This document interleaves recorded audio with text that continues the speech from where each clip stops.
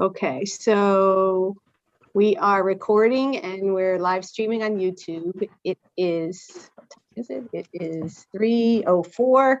We do have a quorum. 1, 2, 3, 7, 8, 9 people present. And so I'm going to open the meeting. Thank you all for being here for meeting number 5. Follow along the agenda. Francisco is here with his PowerPoint. Before we do that, I will entertain acceptance of the minutes from the December meeting. If you recall, we did not meet in January because we had our workshop. So moved. Motion made by Paul, seconded by Me, Perry. Harry. No. Okay, great. All in favor, Aye. signify by saying Aye. aye. Any opposed? Great, motion carried. So those minutes are approved. Okay, and with that, I'm going to turn it over to Francisco to follow on the agenda. Thank you. All right, thanks, Sharon. And I'm going to keep my video off for now because the internet's been a little wonky. I want to make sure I can get through this presentation, and then I'll turn it back on so we can see each other face to face as we have a discussion later. Okay. I can't get anything. Uh-oh, Bob. Bob, Well, we can see you and we can hear you. Okay, I can't hear anything. All I got is this meeting is being recorded by the host or participant. You just hit got it. Just put got it when you just see hit that. got it. That's Hit the what little it thing that says got Okay, it. I'm all right now. I thought Okay, I I'm hit just it. gonna Okay, I'm thank gonna you. mute you, Bob, while he does his presentation. That's all. Okay, that's good. Thank you. All right, great. So our agenda, we'll take a look at where we're at with respect to the AHP schedule. And then I want to talk about some key themes and issues that came out of our workshop last month. We will review our survey findings. The survey closes at the end of today. So if you haven't taken it, you still have a few hours left. And from the two of those, we'll discuss what we feel are the key issues and themes relevant to the affordable housing plan. And that will enable us to get into a discussion about goals and strategies. At our meeting in January, we floated some strategies and ideas out there. We had a lot of discussion around that. And now we've kind of sharpened the pencil on those. We've organized it into goals with specific strategies. And then we'll take a look at the plan, how that document is going to be outlined, because our very next step is really to start to put this plan together. As a reminder, and let me go on to our schedule here. We want to adopt this plan in no later than May because it is due to the state on June 1st. And there we are in February meeting. So we've got a lot of work to do in the next month or so. And before we close out tonight's meeting, we'll talk about, exactly what that schedule looks like. Okay, the workshop, as you all recall, we met about a month ago online, virtually. We had, attendance. We didn't have a huge group of attendees, but I think we had heard from a diversity of perspectives. And those that did participate, really engaged us in discussion with their perspectives on housing needs and issues related to affordable housing. And these are some of the issues that we heard from workshop participants. They are concerned about growth. So when we talk about providing more housing and affordable housing, I think a lot of people right away go to, well, what are the implications for issues such as traffic? So I think that's something that is going to be our challenge to get beyond. When we talk about expanding housing supply, to get beyond what some of the adverse impacts of more housing may be. And I say may because it isn't absolutely certain that their housing will generate more traffic, depending where it's located and whether or not the corridors it's on has capacity for traffic and all of those things, and the rate of home ownership or car ownership of its residents. There are a lot of factors that go into that. We also heard that the housing vouchers that are available, and by example, Section 8 housing voucher. It is not useful if the rents are too high or units aren't available. So while those vouchers may be out there, if there aren't the appropriate rental units to use them on, they're not doing anyone any good. So the supply side of this is really important. There were concerns about out-of-state residents. When we talk about out-of-state residents in Danbury, we're talking about New Yorkers primarily, with higher incomes flocking to the Danbury area, particularly since the beginning of the pandemic, putting demand on, creating housing demand, putting pressure on supply, and causing an increase in rental costs. And I think that's a very, very real experience, and the numbers reflect that. With the moratoriums on evictions being lifted, there's concern about eviction rate going up, and what will happen with some of those folks that don't have many options if they're evicted from their home. So that's a very real concern. In addition to that, we heard that all populations in the lower income section need affordable housing, including young adults who are starting off their careers. They may be a population group that we don't typically think of as being in need, but they typically have lower incomes, and many of them can't afford to live in Danbury on their own. And that's certainly a population that you want to attract in your community, because you, compared to many other cities, really have a dearth of people in their 20s. There are concerns surrounding homelessness and the role that the homeless shelters may or may not play in drawing people from other towns. We talked about the fact that Danbury is not a magnet for homelessness, but it also, at the same time, it doesn't aspire to meet the needs of the entire region surrounding this issue. There's concern about Danbury's capacity to accommodate more growth, whether it be surrounding drinking water capacity, school capacity, traffic, obviously. And also concerns about, we covered this somewhat already, but concerns about rising rental costs. The last 2 years has been a real concern. And the question is, what does the future hold for us over the next 2 or more years? Will rental costs continue to go up as they have been? Now, Hey, Francisco, I'm sorry to interrupt you, but I know Bob and Paul both raised their Oh, I'm hands. sorry, I didn't see the hand raised. Bob. No, go that's ahead. okay. And just wanted, prior to your comments, preface it by saying this is what we heard from the people at the workshops. Yeah, it's right there in that gray text right Right. below. Right. Well, Go ahead. if I could mention, there's definitely a concern, and I've just been studying a lot of things this particular weekend because of the things that I'm working with on a city level right now. And what really concerns me is that the cost of what you see, these prices are going to, but what the multifamily houses have sold for. And when you look at it, it's definitely a scary headwind, because it's two things. It's that people are now paying $400,000 or $500,000 for a 2-family house, which means that these are older houses that are anywhere from 75 to 150 years old. They're houses that need work, and we all know they're going to have lead, they're going to have asbestos. So these people, number one, are overpaying for all these houses.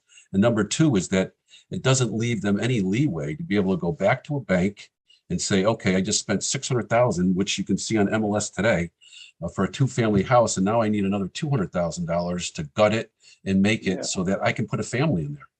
Because we all know that we don't want our kids to be in units that have lead and asbestos.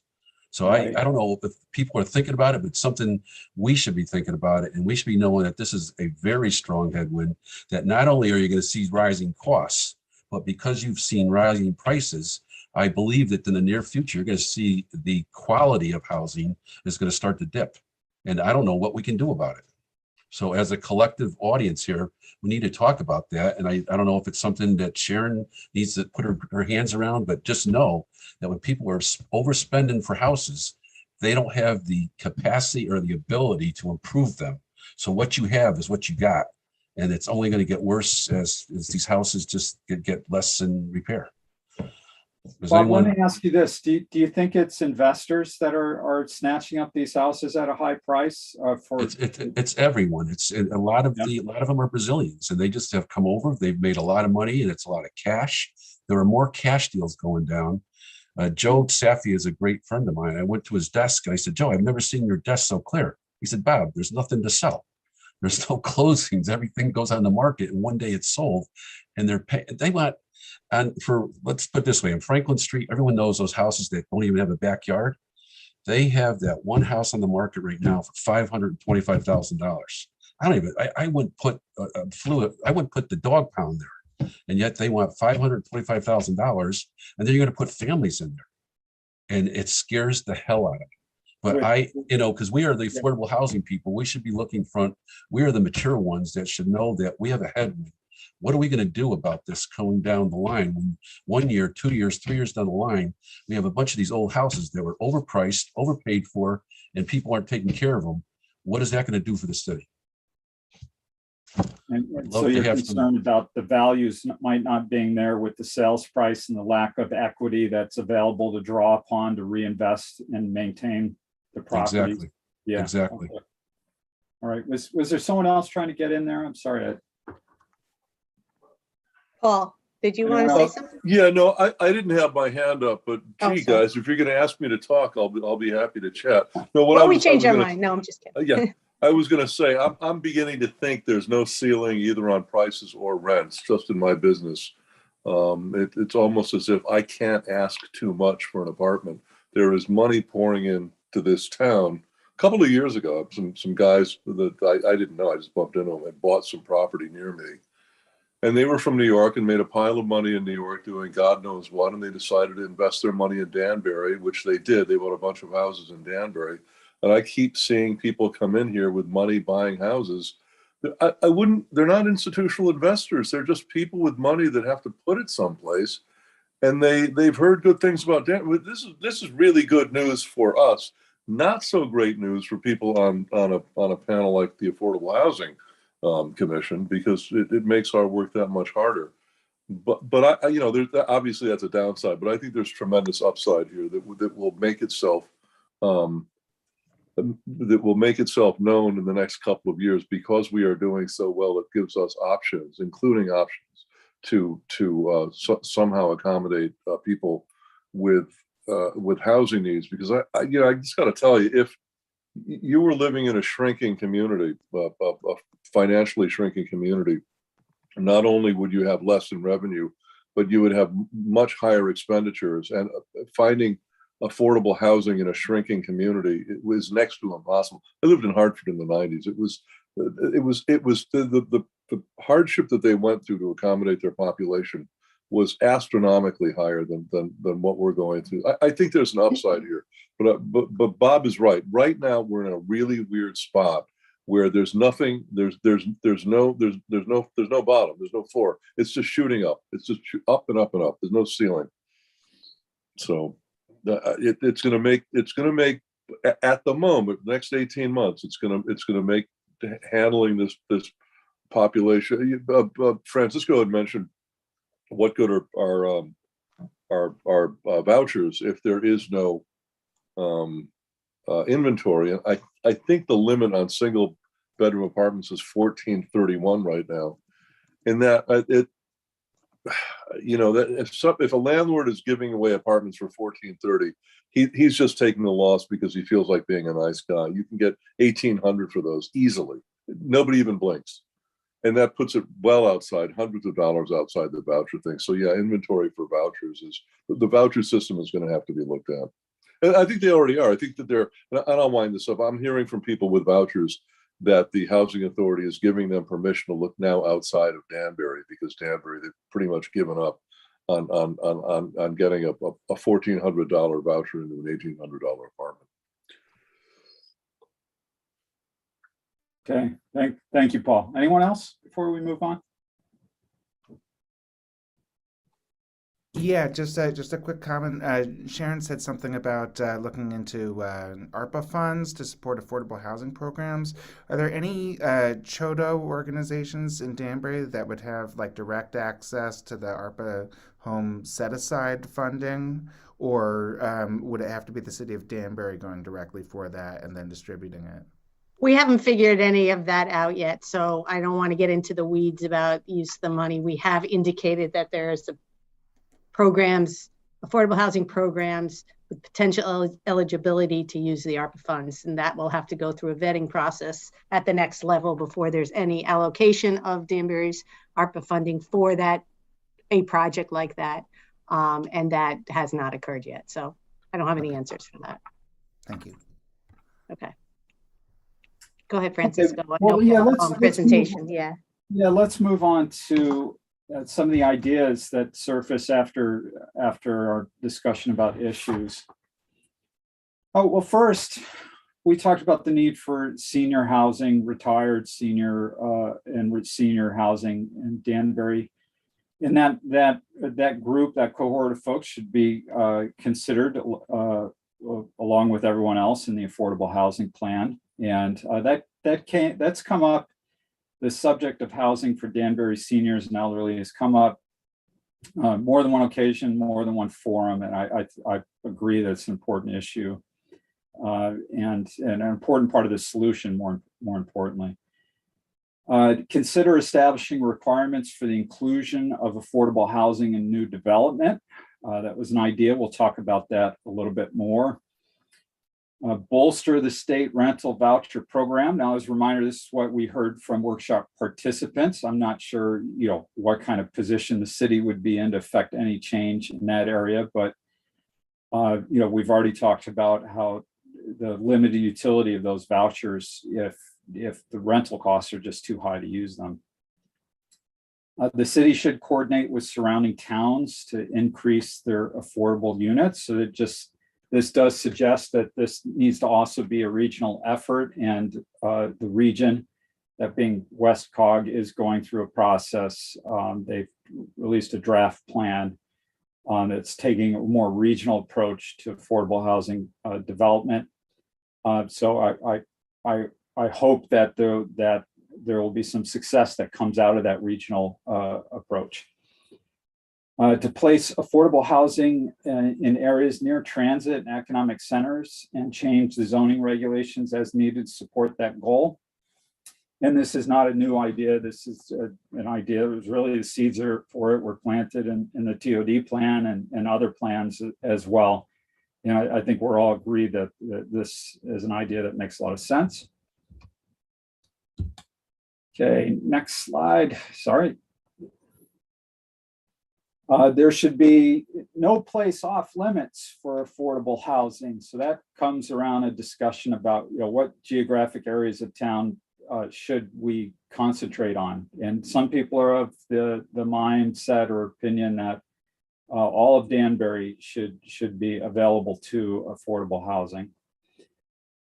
Need to determine what type of affordable housing is best for Danbury. This would be unit types. Are they affordable housing single family homes for purchase? Are they rental units and multifamily buildings? And it may be that it's all of the above. Housing downtown and close to transportation options would be good for seniors. So once again, coming back to the need for senior housing and locating that housing where there are services available to those residents. The idea around multi-generational housing, which is basically allowing more than one generation to live in a home because the home is built to accommodate that. And of course, the zoning regulations would need to allow for that as well. Danbury needs more aging in place housing and workforce housing. And so aging in place housing, there are a lot of different forms of that. There are congregate care facilities that allow for a range of housing through different ages and levels of need. More workforce housing, that's workforce housing is a really broad concept. It's basically housing that is affordable to people that are working. And that just speaks to the need for more housing in general in Danbury, I think. And the need for housing downtown that is attractive to younger age groups. And, you know, presumably the right unit mix, unit sizes, right price points, and then being downtown where there are services and amenities that are attractive to younger adults. All right, any questions or comments on the ideas that came out of our discussion last month in the public workshop?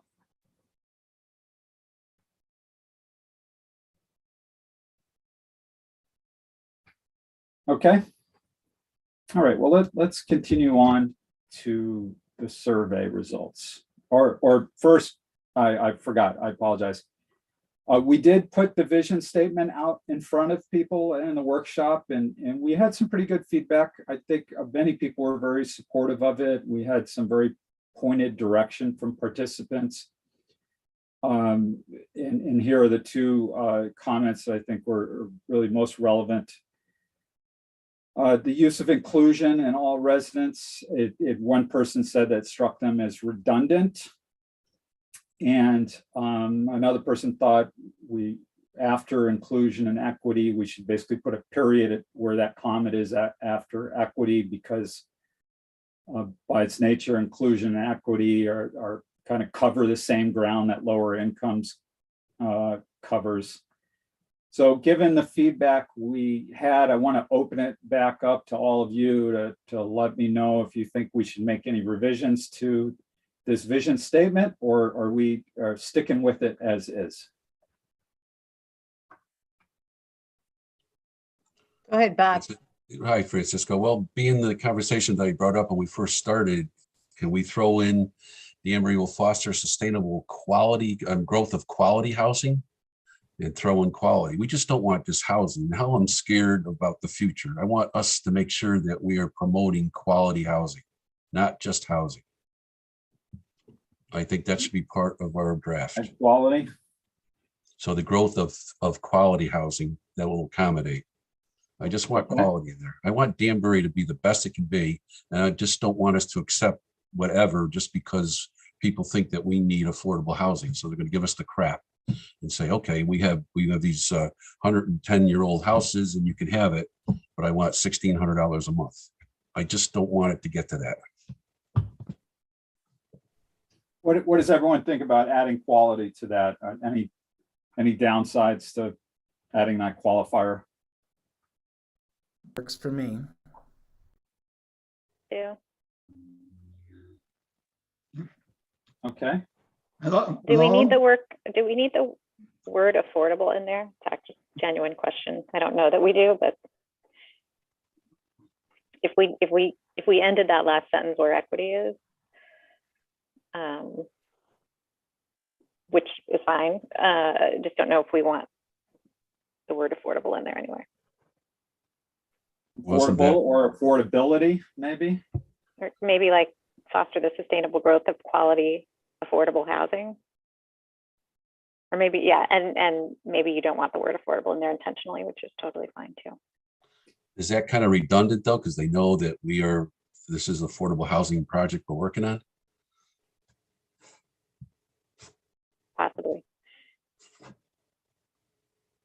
It is coming from a Danbury affordable housing plan. So I think it'd be redundant. It's implied. Okay, Yeah. gotcha.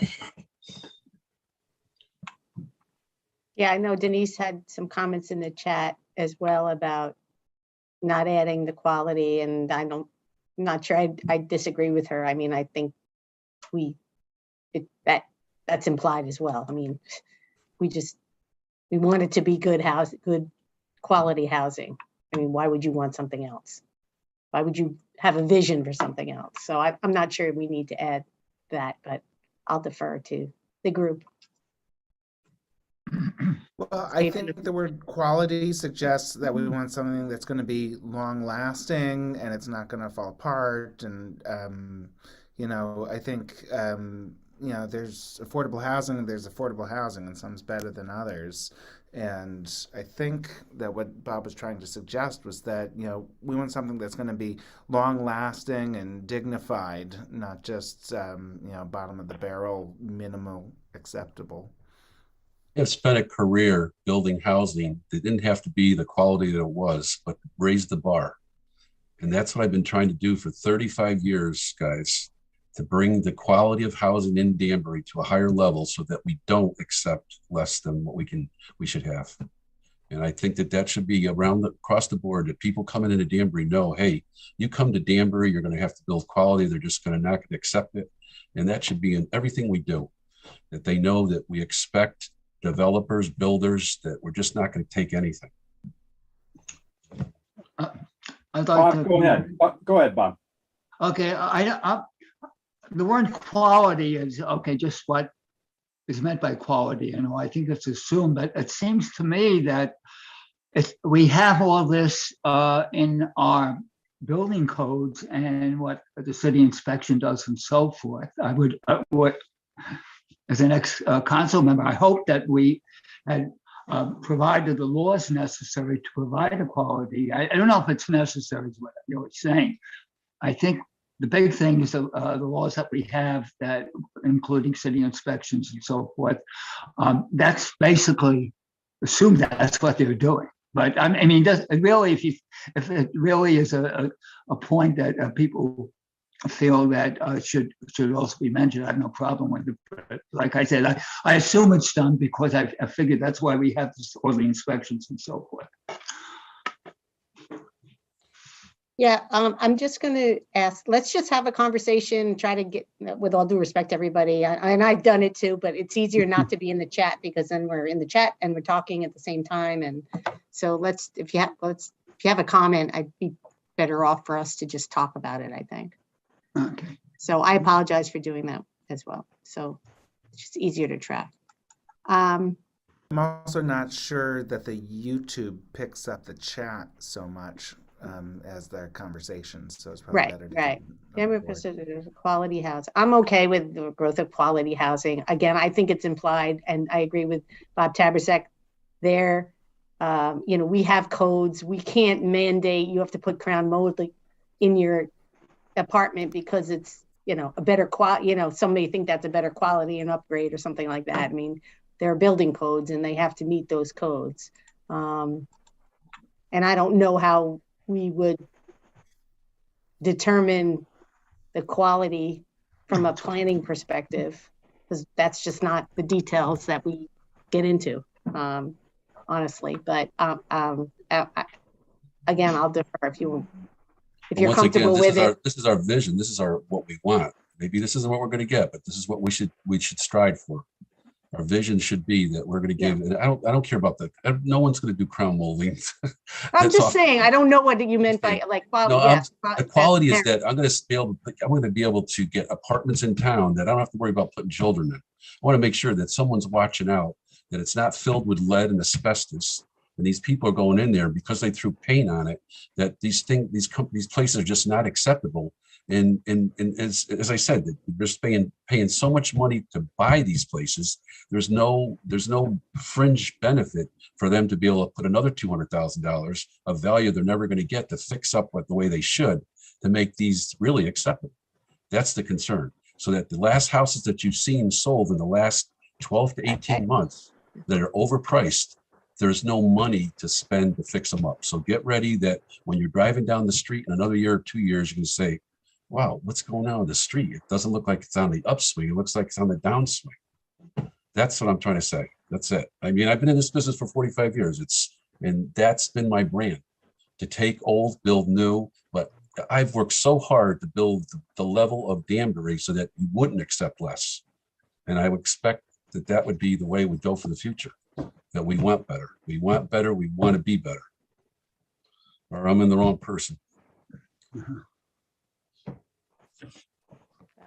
Christy, I would just say I agree with Bob. The vision statement is supposed to be aspirational, and I don't think we don't lose anything, certainly, Agreed. by having the word quality in there. And I think he's absolutely right. That should be, if you could envision what Danbury will look like, that's an important part of it. So I agree. Okay, so everybody's okay, like add the word growth of quality housing that will accommodate and be accessible to all residents through different stages of life with a focus on inclusion and equity, and then stop there. Any comments on the last part? I don't see anybody else. Uh-huh. Okay, think- I Francisco. don't think that it's so redundant to say, and those with lower incomes. Sometimes inclusion and equity have to do with race or religion. Lower incomes is another factor there. This is about affordable housing, and I don't have any issue with keeping that in our vision. And I don't think it's necessarily redundant. I do appreciate the feedback from whoever offered it at our session, but I don't know that I'm all that comfortable dropping Yeah. that. Sharon? Yes, Bob, go ahead. Yeah. Okay, I really think we have to keep that because of the fact of inclusion and equity, like as mentioned, quite often deals with things of race and so forth. And I think we, across the board, we're talking about people who have low incomes, and it doesn't matter what your race is or what have you. It covers an economic thing rather than other things that maybe equity and so forth do. So I feel it's important to keep it because I think I know you know what I've been trying to push is that we don't do so bad on some things, but the thing is, anyone below the median income, it doesn't matter what your race or anything is, has difficulty in Danbury with affordable housing. So I think it's necessary to keep it in, to be honest. I like Cheryl? that idea too. yeah, okay, so let's just add the word quality, growth of quality housing, and keep the rest. Everybody's okay Sharon? with that? Yep, Paul. I agree. I don't mind lower incomes. I find the word lower income to be somewhat pejorative and sort of an us and them kind of thing. Like we're the big shots, and but we recognize because we're smart that the other people didn't quite get the breaks that we got. I just find it a little pejorative. I was thinking about income challenges or a different word for the same thing that doesn't have the word lower in it. I'm just putting that out there. I'm uncomfortable with the terminology, although I think that something like that should remain in the vision statement.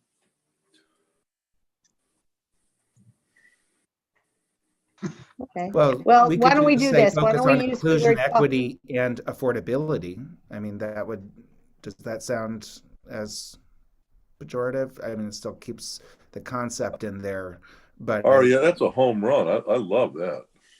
all right. Me too. Good job, Ari. and affordability? Inclusion, equity, and affordability. Wow, it's less words. Okay, Although so if you you're add good, up the- Francisco? If you add up the Francisco, consonants, probably more. But anyway. Okay, the growth of quality housing, blah, blah, blah, blah, with a focus on inclusion, equity, and affordability. Yeah, those with lower incomes, I thought a little creepy. Yeah, I was just gonna suggest we just think about it for the next month Yeah. while we're right, but that's fine. I would change it. I agree with that. I'm good with that, and affordability. And Okay, I got it. All right, let's move forward. Okay, so as mentioned, we have an active survey. It's closing today. We've had 225 responses to date. We've promoted it through all the means. We've promoted our plan of conservation development survey, and admittedly, our POCD survey probably stole some of our thunder here. People feeling like they already weighed in on these issues. But from the 225 people we did here, we had a really, really active participation in that when afforded an ability to comment or to write to us within the survey, they certainly did. And we had a large number of people going beyond just checking a box. So it was very good feedback. And I'll go through that feedback. I'll try to get through this real quick, but I did want to let you know where we stand with the feedback that we've received. So first of all, we asked a few questions up front just to get a sense as to who we're hearing from. And we heard from about 11 or 12% of people that actually live outside of Danbury. Maybe they used to live in Danbury or work in Danbury. Most of the folks we heard from in Danbury live north of 84 or with a smaller proportion living in downtown or around downtown or in the southern part of Danbury. We heard primarily from people that have been in the city for 20 or more years. That being said, we've also heard from people that have been in Danbury for 5 to 20 or less than 5 years. So we heard from a range of people with respect to their time in Danbury. Sorry, the slides are jumping around on me here. Francisco, did we say what the total number of respondents was to the survey? 225. Okay, thanks. Yeah. We asked about rent versus own. We heard about 2/3 of our respondents own. We heard from a variety of household sizes, from one person all the way up to 5 persons or more. So there's pretty good distribution of participation with respect to household size. We also asked, do you think there is enough housing available in Danbury today to meet future needs? And 60% of people think no, with a little less than 30% of people saying yes, and 12 or so percent of people that really just aren't sure.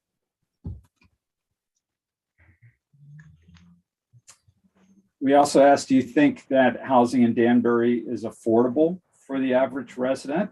And this is very much kind of like an inverted slide here. And whereas most people are saying no, and a much smaller share of people saying yes, that it is affordable.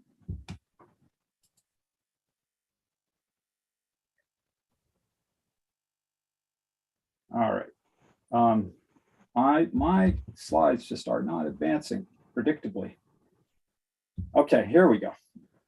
Are you concerned about the cost of housing or home ownership in Danbury? And 70% of people are concerned. So that we have very consistent themes here. Housing costs is a real issue for people. We asked, have you or anyone you know struggled to afford their housing in Danbury or left Danbury because they could not afford housing in the city? And once again, about 2/3 of people saying yes. We asked, do you or anyone you know live in an affordable housing unit or have some form of housing assistance? And I'm kind of surprised to see 40% of people know someone. Now, people may have much broader definitions of what an affordable housing unit is. It may not be as we strictly or as the state strictly defines it. We asked people, what are your top concerns regarding housing in Danbury? And we gave them an opportunity to select 3 from this list. And lack of affordable rental units was on top, followed closely by overcrowding and lack of affordable ownership units. Less of a concern, and not surprisingly, is a lack of upscale units. Lack of assisted housing for seniors seemed a little less of a concern. We also asked, are there other issues related to housing the city should be aware of? And about 2/3 of people said yes, and they responded, and we have pages and pages of this. I just grabbed the first page to give you a sense as to where people are at in their response to this. So, concern over New Yorkers with this respondent here thinking at the top, thinking you just need housing for those 55 and older. Concern about affordable housing lowering property values. Other people, someone else thinking that Danbury has enough affordable housing. Concern about, and this is a common theme, concern about the role of Danbury in housing the unsheltered population. Please stop building apartments. I think the larger block housing and large complex house in Danbury is going to cause, I'm not sure what that is, uprise maybe with people not being able to afford decent housing. Concerns about impact on infrastructure, overcrowding, schools, services. So there's a lot Sorry of, to interrupt, yeah, Francisco, go ahead. but in your experience and in your education, have you found that there's any evidence that affordable housing lowers property values or makes it worse on any towns? I mean, this is your field of expertise, so I would like to know your opinion on that. It's hard to respond to that because when we talk about affordable housing, we're talking about so many different types of housing. I can tell you, if you were to take a look at studies of affordable housing that is built to the same quality and standard as the housing that's around it, if not a higher quality or standard, it does not have any sort of negative effect. And in some cases, depending on what it may or may not be displacing, whether it's a abandoned vacant lot or some buildings that are in poor shape that it's replacing, it can have positive value. Regardless, that's very helpful. What we need to, our challenge to overcome is the perception around affordable housing as something that is going to devalue the community and decrease quality of life for residents in the area where it's constructed. And that is always a challenge with affordable housing. There's that stigma associated with it. And that's part of our work here. And we'll talk about one idea we have for overcoming that. We introduced it when we spoke a couple of months back, but we'll revisit that. Thank you very much. So I just want to give you a sample because these are the issues that we have to overcome with respect to perception. Presumably we're attracting people that wanted to participate in the survey because they think that this is an important issue. And judging upon our feedback, it seems like our participation has been people really trying to positively contribute to the process. Yet many of these people still have these concerns around affordable housing, albeit, we probably had a small percentage of people that participated because they want to ensure that no more affordable housing is built and they want to have an opportunity to express that opinion. But I think it's still real. It's a perception that it's going to be an issue for the city that we need to address, we need to take head on and work through. Okay, let's go on. I have another slide similar to this with some comments. And here it is. So we mentioned the fact that Danbury already has hundreds of units of affordable housing. And we asked people, are you aware of any issues related to these housing units? What we're trying to really drill down on is remind people that the city has hundreds of affordable housing units. And if this is such a concern of yours, tell us what the issues are. And are there issues? And if so, tell us what the issues are. And the truth is 75% of respondents or 74% said, no, not any issues I'm aware of. And of those that did report issues, many of what they reported really has little to nothing to do with actual affordable housing units. So crime, right? What does that have to do with housing that's affordable? Once, people taking advantage of state aid, and that's, this is, of course, the association with people who need help actually receiving help, taking advantage of the system. That it's always a challenge to fight through that. We don't need more affordable housing. People can either afford the housing we have or they cannot. Well, that's a pretty binary perspective on the issue. Garbage on property, cars on lawn, right? These are issues that aren't necessarily associated in any way with affordable housing. Concerns about disrepair make people earn those properties. Many are lived in, many people don't appreciate. So once again, a lot of these are stigmas, these are perceptions. that are conflated with affordable housing. And a lot of the responses we had were to this effect. But some of them were real substantive. It's a totally different take on it, is they are not available soon enough. So that's the issue that this respondent have, that the waiting list is too long or the process is too long. So the flip side of this is that the issue is that they're not available and it takes forever to get one. Excuse me, Francisco. And Yep. during the survey, was there a definition of or defining what the difference was between low income housing and affordable housing? Because it seems like In the introductory paragraph, we did that, but people don't read and they. well, it seems like they've crossed over. They're talking about low income Yeah. housing versus affordable housing. So obviously they didn't get the message. Yeah, That's my some take. people don't necessarily want to get the message.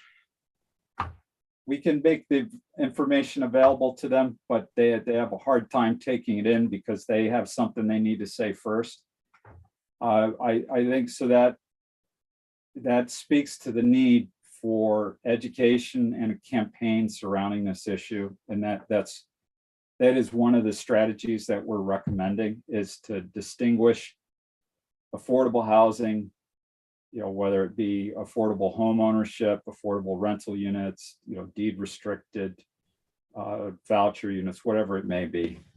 To my knowledge, and correct me if I'm wrong, but I think the only the low income housing that we have is all owned by the city, right?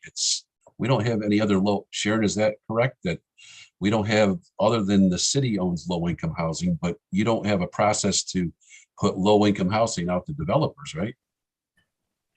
Bob, if I may, there are some out-of-state owners of William Street's a classic example. The tower on William Street is owned, I think, by an outfit in Maine. It's lower income housing, subsidized, but it's not owned by the city. It's out there. Yeah, But yeah, there's other- I think you're right. Most of it's city-owned property, not all of it, but most of it. Okay. Well, that should be clarified too, that right now, that might be a nice statistic to put out there, that of the low income housing that we have, 90% of it is run by the city. Maybe people need to know that. Just throwing it out. Okay. All right, let's keep moving forward. We also asked, we provided people this map, and we asked, what areas of Danbury, if any, should be considered for affordable housing development. Downtown and the area around downtown, that's the area number 5 on the map, was the most popular choice, with half of people thinking that, that's where we should be looking. However, that being said, people told us across town, like, look wherever, look all across town. And some people provided us that very direct feedback in writing as well. So I think it may be that our focus is downtown and near downtown, because that's where you have transit available and services available and higher densities supported by zoning or more appropriate in that area. However, I think people are telling us they don't want us to look exclusively at the downtown for affordable housing.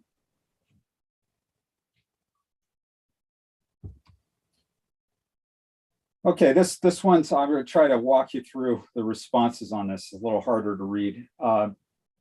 We asked, how much need is there for more rental housing of the following types? And people were able to tell us very high need. That's the bottom. It's a little counterintuitive here. I apologize. The orange bar on the bottom is very high need. The blue bar above that is high need. The middle yellow or orange bar is moderate need. The dark blue bar closer to the top is low need, and the green bar is no need. So, top is less need, and the bottom, further to the bottom, is higher need. And we asked about studio units, and we had pretty even across the board there. 1 bedroom units, a little more consensus around a moderate need for those. 2-bedroom units, people are generally favoring those unit types with a lot more very high and high need responses than no or low need. To a lesser extent, 3-bedroom units with many people saying no need.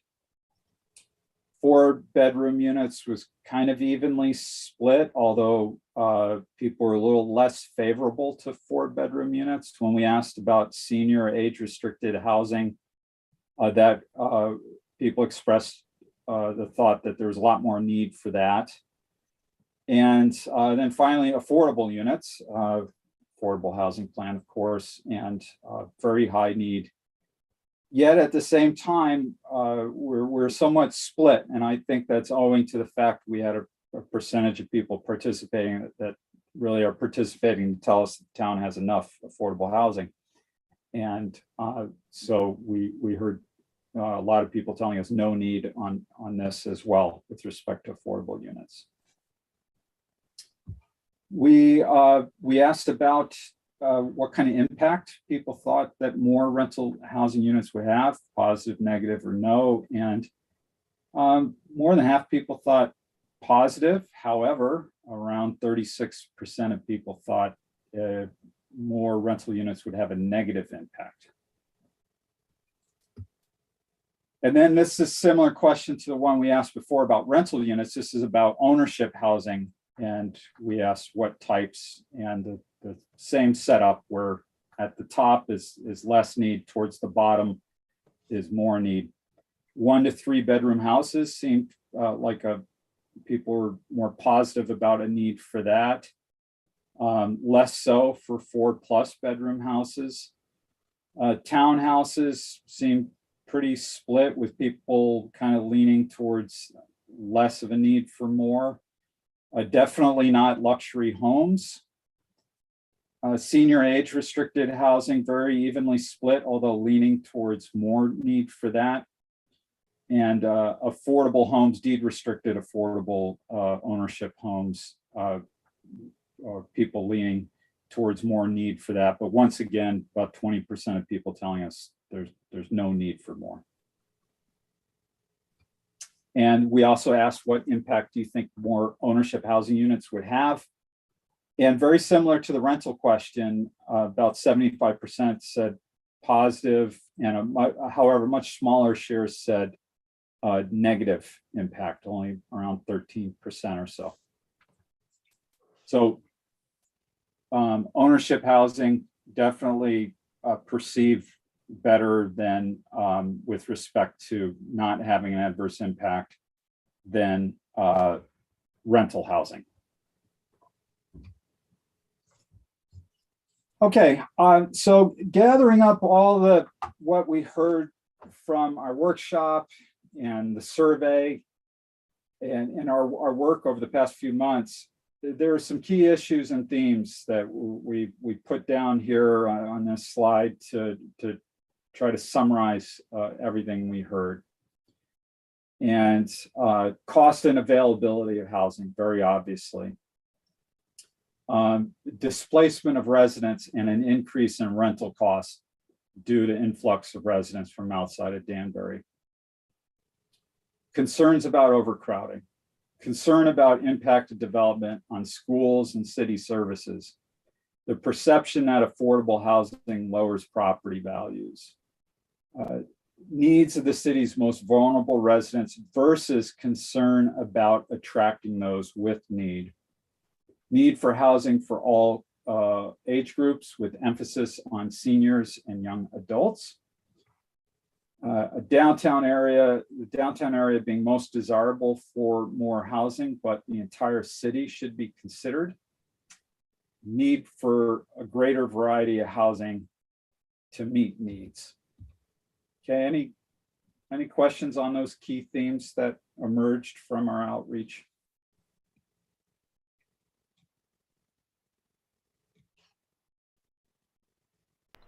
Okay, so what do we do about it? Thank you. And anyone want to chime in before I advance? I was just saying, I think that's very helpful. Thank you for sort of summarizing the salient points. All right, thank you, Orr.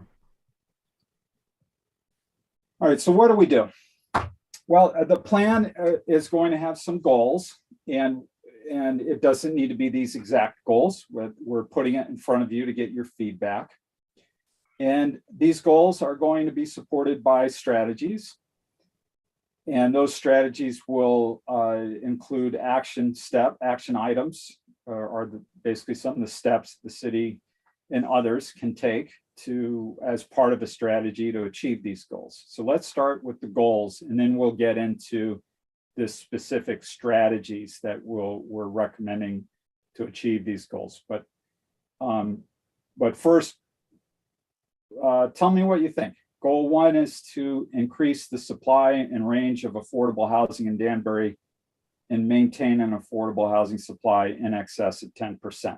That's kind of an obvious goal. The state's telling us they would like to see the city above 10%. The city has its own reasons for being up above 10%, and we're putting together an affordable housing plan. So it seems to state the obvious, but regardless, this is a very important goal. But what do you think of that one? That's why I think we're here. Yep. I agree. Francisco, I have a couple of things I wanted to say about this one, if that's Yeah, okay. please. Yeah. I understand, obviously, and in great detail, where the 10% number comes from. I would rather see language in here about meeting the needs of everyone, word it how you want, but Yeah. I think we should give some thought to the message that we're sending by using 10%. I don't want to conflate the 830G process with the planning for affordability process. Lots of people don't understand what 830G actually is and how it technically works. And I think it would be great to see Danbury set a housing target that's not, that's tailored to its specific housing needs, and maybe not fall back on a 10% 830G thing. And I just say that because I've watched over and over again the 830G confusion. And I think you could be more specific and target, there is an actual number of, there's a gap. You have a housing affordability gap that can be quantified. So would just say, consider changing the language to say, filling the gap, or naming that number, just a more specific target than just a 10%, so anyway, just food for thought for all of you. I actually really appreciate that, because the reality is we've got like 50% of the community is cost burdened, right? They're spending more than they can really afford on housing. So that would be an indication that 10% really would not be enough. Maybe we shouldn't settle for the lowest common denominator. If this is our plan and our aspirations, it really should make sure that there's enough affordable housing for everyone who is a resident in the area and needs that. Yeah. Go ahead. Yeah. Yes. Looking at this, the 10% number, I don't like an affordable housing supply. Okay, that meets the needs of Danbury or something like that. I mean, you could change if you want to use a quantity. If you want to pick a 5, we know the 10% is not meeting the needs. That's the point, and that this is like setting the goalpost at the lowest common denominator. To me, that's what it looks like, and maintaining an affordable housing supply that meets the needs of Danbury. At least it's assumed, which is over 10%. Okay, you could say something like which meets, but the thing is, we know it's more than 10%. Do we want to send a quantity in there, or just have a general state which meets the needs of Danbury? But certainly, it's got to be more than the 10%. Well, let's talk about that. Do we need a target? Do we need to pin a number to this goal, or do we just want a broad goal that moves us in that direction? Yeah, can I just Yeah, to go ahead. continue? Yeah. An affordable housing supply that meets the needs of Danbury or something like that. Okay, and we say we're going to increase it anyway, so we're already at 10%, right? 11%, I think we said, almost. So if you to me, it may be more general, but to say that we realize that it's the needs of Danbury is more than 10%. I mean, that would be included in a general that would be understood in a general statement. Well, No. I mean, if I can say something here, you know, if Danbury existed on a vast plain 1,000 miles from any other city or town in Connecticut, it would be one thing, but we are surrounded by cities and towns that have proven again and again that their attitude towards affordable housing is astonishing in its ambivalence. I do not want the city, and my constituents do not want the city to become the regional hub for the people of every town around us that can't afford property. And if we simply set the goal for what the area needs, we will be that magnet. I mean, I would like to see in goal one something about working with, and I'm not going to mention the names of these towns in Fairfield County, but these towns are doing zero, and I mean zero, to address their homeless population. They're doing less than zero because they're actually fighting on a regular basis. Just read the newspaper. Any and every opportunity that comes along to address the homeless population or the population that is challenged in income. And to say today that our goal is to accommodate all of the affordable housing needs in this area are just going to leave us open to a major pushback from the people who are paying for this, the taxpayers of Danbury. I don't think that would fly at all. I think that being able to say to the constituents, look, you know, we should do this and we have to do this is one thing. But to say that to our constituents that we need to go way beyond what the state is mandating is not something that I can sell. And here's the thing. If people who are concerned about affordability lose their seats because of this, they're going to be replaced by people in politics who have no concern at all. So it's not like an academic exercise here. The people who are on this very panel and the people who are concerned about this can lose their seats and be replaced by people who have no concern. And then you'll wind up being like one of the surrounding towns that simply fights tooth and nail every single proposal that comes along to deal with this issue. So I'm just putting this out there. I would be very careful about being aspirational when it comes to this particular plan and goal. If you want the cooperation of the voters in this city. Yeah, if I Francisco? could, I actually agree with Paul to a certain extent, and I do think that what we don't want is this to be a magnet that draws everyone else here because they can't find what they need in their own surrounding towns. I would extend that beyond Litchfield or beyond Fairfield County into Litchfield County, because if you think going north, there are several towns with affordable housing at 4% as opposed to our 10%. But at the same time, the reality is we're at 11% right now and change, and it just isn't enough. If 11% is not enough, like right now, if you look at the fair market rent for a single bedroom apartment and you look on Zillow for apartments at that rate, you won't find anything. Like there's literally not enough. And so we're not meeting our own needs. We don't want to go so far as to be creating something that helps other towns, but for our own town's needs, 10% is just not going to be enough.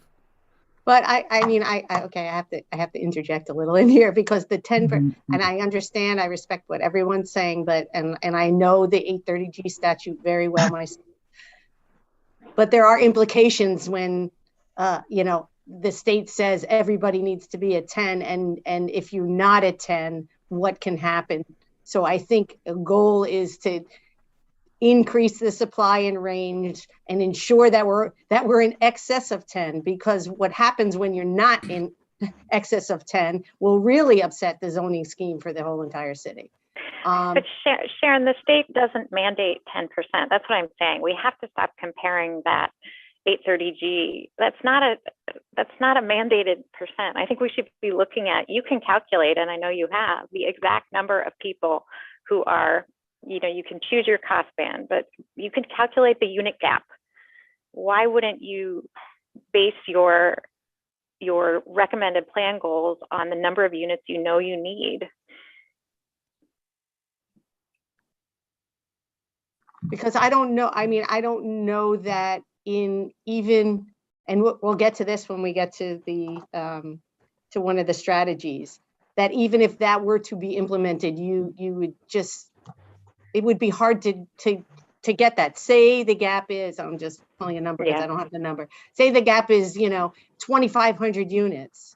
Mm-hmm. So 2,500 units in, you know, by 2030 is how many units a year? I mean, even if you mandated an affordable unit for every unit, like a BMR program in Stanford, something like that, it would be very difficult to get that to achieve that number. And then we're, instead of like trying to make headways along the way and increasing, it's like we've set ourselves up. We're never going to get to 200 units a year just because we haven't seen anything like that. I mean, if we went back a year and we calculated every unit, you know, every development over 10 units, and just as an example, if we did that and say you could only generate 50 units, but your plan says, oh, based on that, over the 8 years, you need 200 units, we're never going to get that. Then it's just, I don't know. But I think this is what this is the key conversation, right? Because this is the difference between a plan just to check the box and have a plan, or a plan to actually make sure that every resident of Danbury can have access to a safe and affordable home. And I think that this group needs to decide what they're here for. I just want to be able to achieve it. I don't want a goal that we're not going to be able to. But why? Isn't a goal supposed to be what we're reaching for? You know, if I may, there's more than just providing housing of a certain income range. There's also providing revenue. And the city is working extremely hard. Mm-hmm. I'm working extremely hard in getting revenue generating businesses here. And when I say revenue generating, I mean they hire people, and the people working there get revenue so they then can afford houses and apartments. We may not be able to build our way out of this issue with low affordable housing. There may not be enough room for it, but if we could somehow increase revenue, if we can increase incomes, that may, in combination with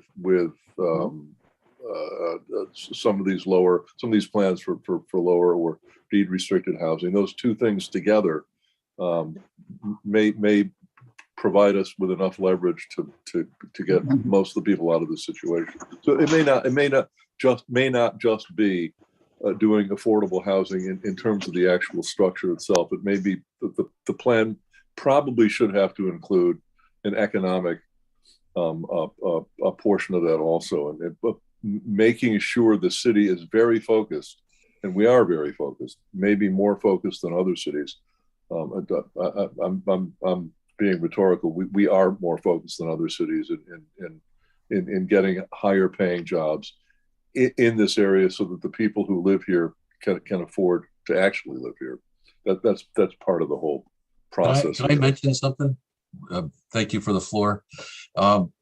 Francisco, I would like to talk to you about the fact that we are talking about goals, and while we are talking about goals, I'd like to interject another thought, is that we should be thinking about the coordinating our availability and affordability index, so that when you're talking about, we want to, the end game is that we're going to have more people be able to come here, or more stay here that want to stay here.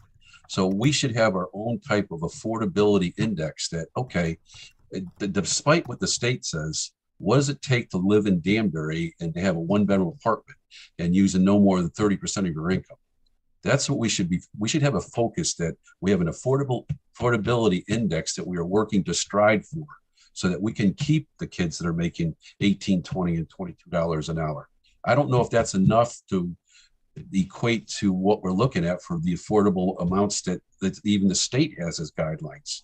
So I think if you want this to work, we want to help the people that are here, then we should have our own affordability index and work from there and say, okay, this is what we need. We need like 500 apartments that we can rent out for $1,300 a month, $1,200 a month. But in your thoughts, in your investigation, I would like you to come back to us and say, okay, we need this. This is the price range. This is the target.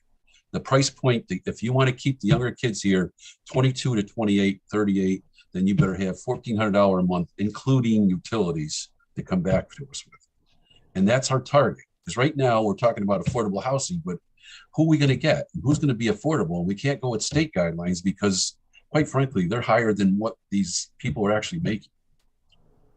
And Sharon will share that with you. There's people that can't make that 30% with what the state guidelines are because we are part of Fairfield County. When you look at Fairfield County, we're considered part of like the Greenwich and the Westons, but because we're at the tip of Fairfield County.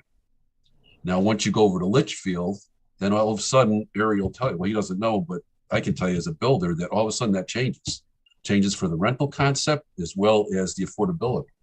So what is our target? And I think that should be part of our thinking. I want to just stress that. Okay. Yes, no. Everybody's looking at me like, should I mute myself? No, I just think this is a really important conversation, and it's been really, rich and meaningful. And maybe we're not going to be prepared to finalize our goals in this one session. Maybe we need to do some more deep thinking about whether we want to aim for something like 10% that might be easier to get through and checks the box, or whether we want to be more aspirational and try to assess what the actual needs of the city are and whether that ought to be our goal and what the dangers to that could be, like becoming a magnet, drawing people from other areas to our affordable housing options, perhaps. But it's a big discussion, and maybe we're not going to resolve this one today. No, we can't, but I just want to know that we have this in our back of our minds, that what is the goal and how are you going to attain it? When you do get to that goal, will it be something that's workable and actually works for our community, which might be different from other communities? You're right. I agree with you. Yeah, I don't. I also think, and I think this is your point, Bob, is targeted goals, right? Let's be specific in what we need so that you can hold the city accountable for meeting those goals, and so that you can bring the correct and broad combination of, it's going to take everything. It's going to take production, preservation, protection. It's going to take all kinds of, economic incentives, looking at supply and demand. It's not just building.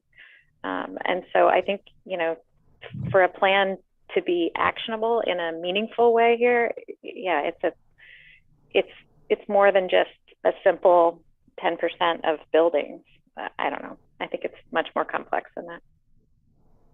I would tend to agree with Christy and Bob's comments. And if there was a way to work in some kind of language that guarded against Paul's concerns, that would be optimal. But I would tend to lean more towards the sides of tangible goals that address our true needs. Thank you. Okay, thank you, Perry. Thanks, Perry. All right, well, Why don't we try to, because you're looking at the goal without seeing all the information to support.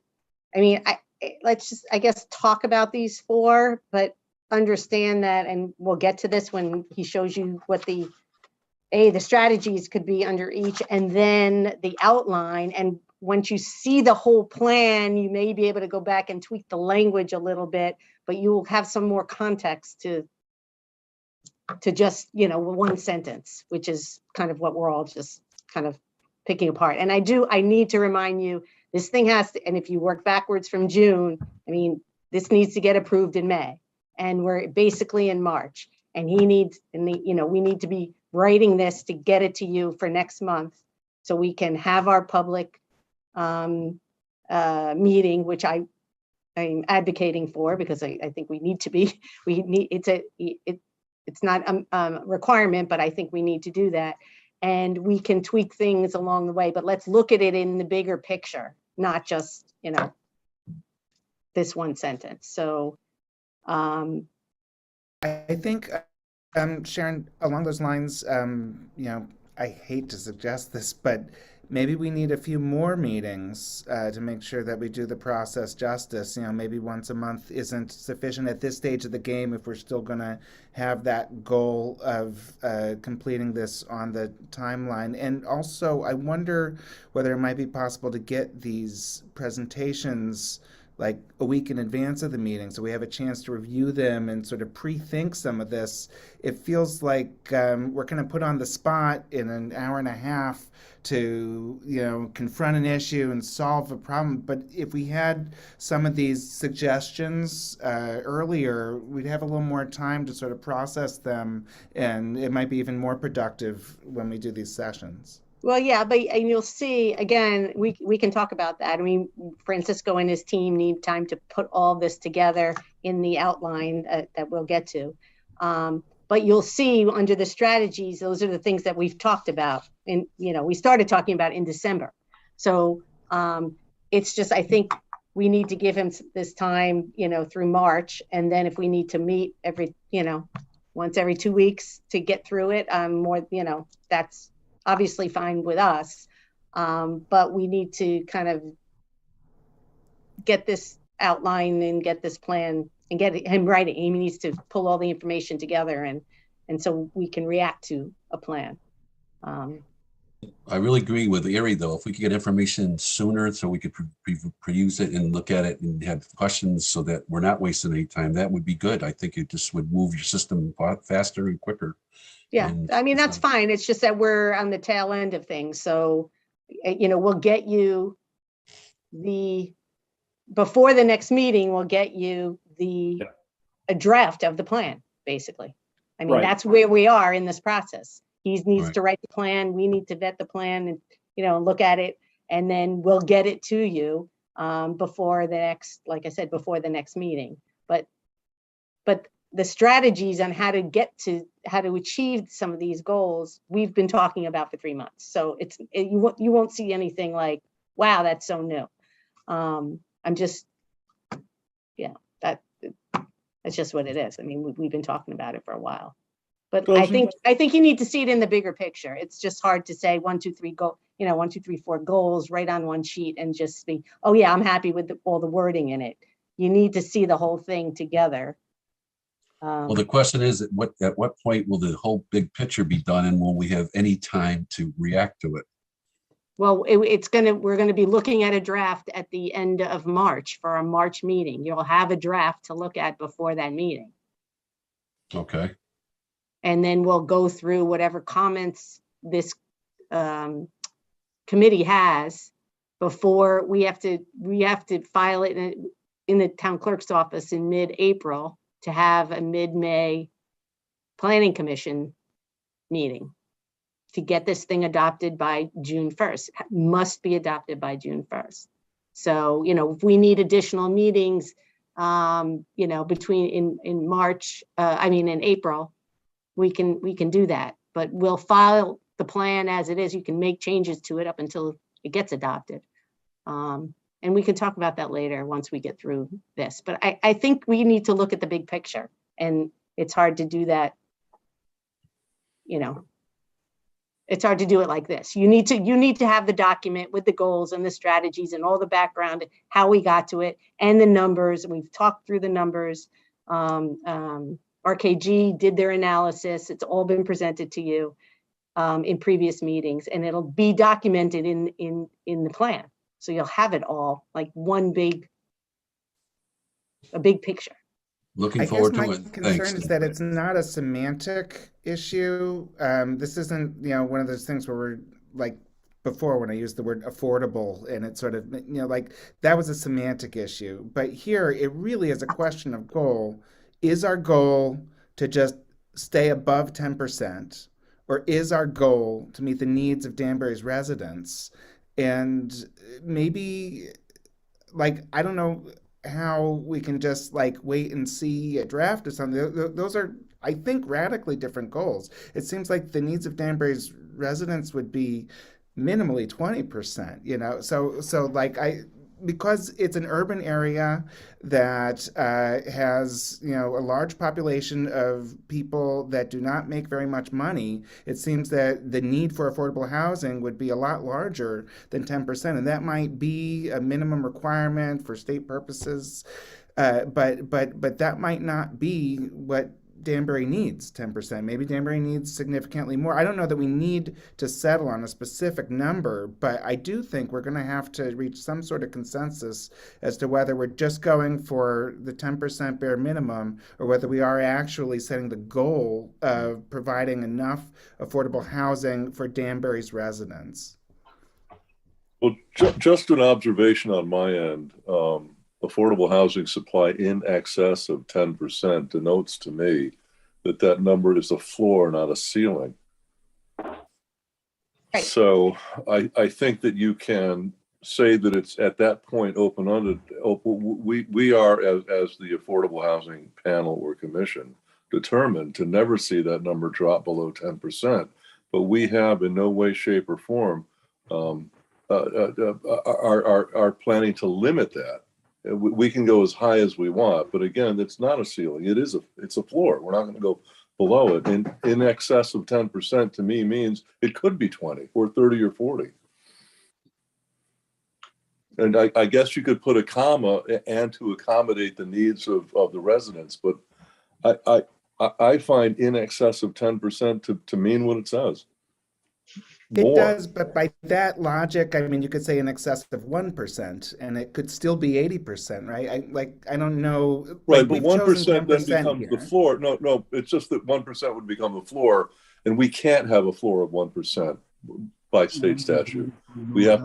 I don't know that we could have a floor of 10% to So really meet the 10% needs of Danbury. is status quo, and I think we're all in agreement that status quo is not cutting it right Well, now. no, I mean, it may be. I mean, that's one way of looking at it. But the other way of looking at it, from Sharon's point of view, and from my point of view, from the legislator's point of view, if we drop below 10%, we open ourselves up to state control of our housing. And that is not a position we want to put our city in. So if we maintain that 10, 11, 12%, whatever it happens to be, more than 10%, we can control local land use decisions. If Ari were to go back a couple of slides, I have people banging on my door, but if Ari could go back a couple of slides, and I'm not asking him to, you'll see that we saw that the sentiment is not necessarily in favor of putting affordable housing everywhere in the city. I don't think there's a stomach for that in this town.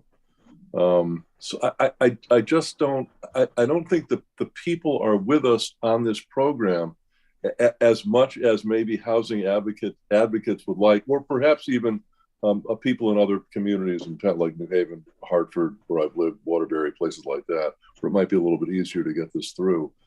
But I think that the fear is that we lose control of where these houses are going to be placed, and we wind up with, on some of our showcase streets, apartments wedged in between houses, and that would be politically a disaster. So it's just that 10% to me means, as long as we are there, we can continue to have this conversation internally and not have to worry that the state's going to take us over. That's to me what that number means. But that's the starting point, and we can and probably should go beyond that. Yeah, But I don't think it should be written, because if you do, then you're going to have, like you said, Paul, you're going to have your constituents and people getting very upset. And to say 20%, Sharon's phone's going to be off the hook. It's like people be calling her office complaining, what are you doing? What are you doing planning with something like that? So I think that we should keep it as it is, the 10%, because that's the state guidelines, and then take it on as an application basis. If an application comes in and you feel like you want to push the envelope, then so be it. It's worth it. But not that you have a written requirement that says, and the people are going to be very upset about that, because this 20% is just way too high. Even if it is, Ari, that we need it, if you come out with that number, it's going to make everyone's life difficult, especially Arnie Finaldi's. No, I definitely don't want the whole town calling Sharon. That doesn't seem fair to Sharon. And I wasn't suggesting that we should make it 20%. But honestly, I think that's a more realistic number.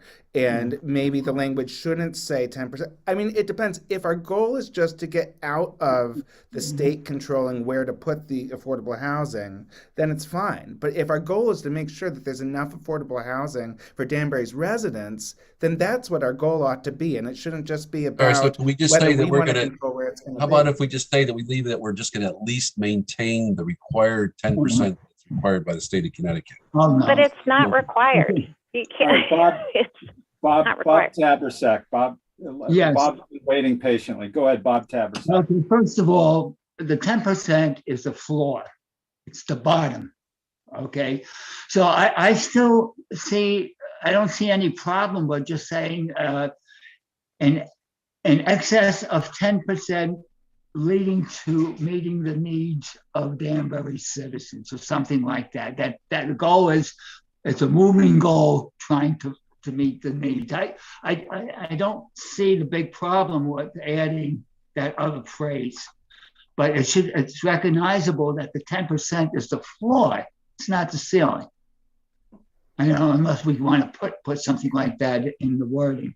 I notice on the other goals, they're so much more specific and straightforward and so forth. Maybe some might be added to, but this one is the goal, the overriding goal, and the overriding goal is to try to meet the needs of the citizens of Danbury. So why don't we say it? Well, let's do this, because I sense that we could. Okay. I think he froze again. I think Francisco, come Francisco back. froze. Hey, Sharon, while Francisco's thawing out here because he's frozen, aren't we doing this because the state is making us do this? And doesn't the state want us to know that we have a plan to be at or beyond 10%? And isn't goal one telegraphing to the stating explicitly to the state that yes, here's our plan to stay at or above 10%? I think it should be in there for legal reasons. The state does not mandate 10%. The state, no, Christie's right. It doesn't it just says what can happen if you fall under 10%. So Right, everybody says, to me, but we're saying the same thing. I mean, it's a distinction without a difference. I mean, come on. If we know what's gonna happen if we drop below 10%. It doesn't happen in Reading, it doesn't happen in Darien. They can have 0% and the state just like rolls their eyes because it's who cares. But we know what's going to happen in some of these other towns. And we've seen the tension when that happens, when developers come in using that your 7% or your 8% or your 6% to try to shove something in that the neighborhood doesn't want. And we would like to be able to avoid that. And this is telling the state, here's our plan so that does not happen. But Paul, the distinction that I think is important is the state is asking every town to create an affordable housing plan. And I think it's I don't think it's doing anybody in Danbury or anywhere in the state of Connecticut a service to be conflating that with the 10% floor of 830G. And I especially don't think it's very cool to have all of us at the table, as at a table supposedly thinking through how to create the best housing affordability plan for Danbury if in fact what we're doing is just saying we want to check the box and not trigger 830G. I mean, I think those are important distinctions to make. And they would be to me too, but I think we're not sitting around here. I don't want to follow that down, but it seems to me the reason that we are here is because we are being mandated to be here by the state. The state wants us to come up with a plan that's palatable to them. And that makes me grind my teeth a little bit because I would prefer to do this by myself. I would prefer to do it internally without the threat of action by the state. But if that's the state's plan, and it is, I think that we should come up with a plan first and foremost that satisfies the state as a minimum. And then we can continue unmolested by them to come up with a plan that satisfies us morally and strategically. But I think at the very least, the money that we've spent on this, we didn't spend because we felt like it. We spent because we had to. We have to do this, like we have to do the POCD, and we have to do charter revision, and we have to do redistricting. We have to do these things. So let's do them, get them out of the way. But that would not preclude us or prevent us from improving it down the road.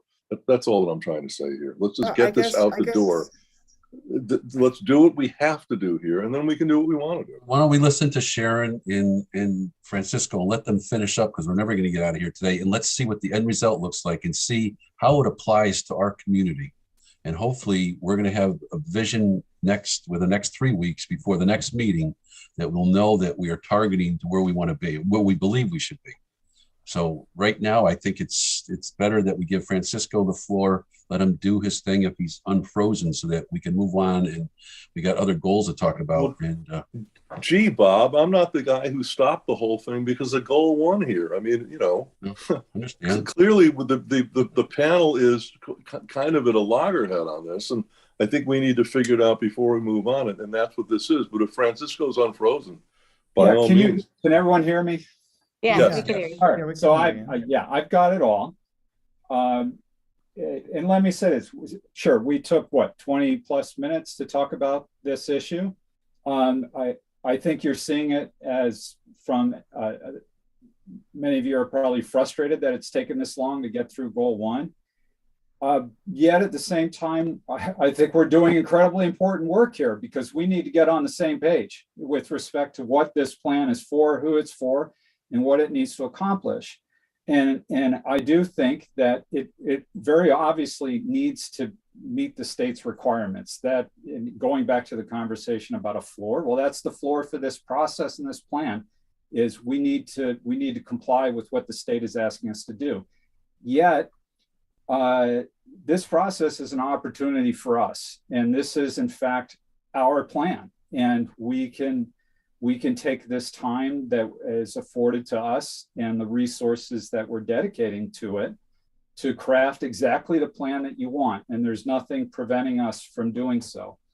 And we need to beat it back and forth. We need to reconcile our different perspectives on this to figure out the path forward. So I don't think this is wasted time. I think it's productive time. And so with that being said, we are running out of time this evening or this afternoon.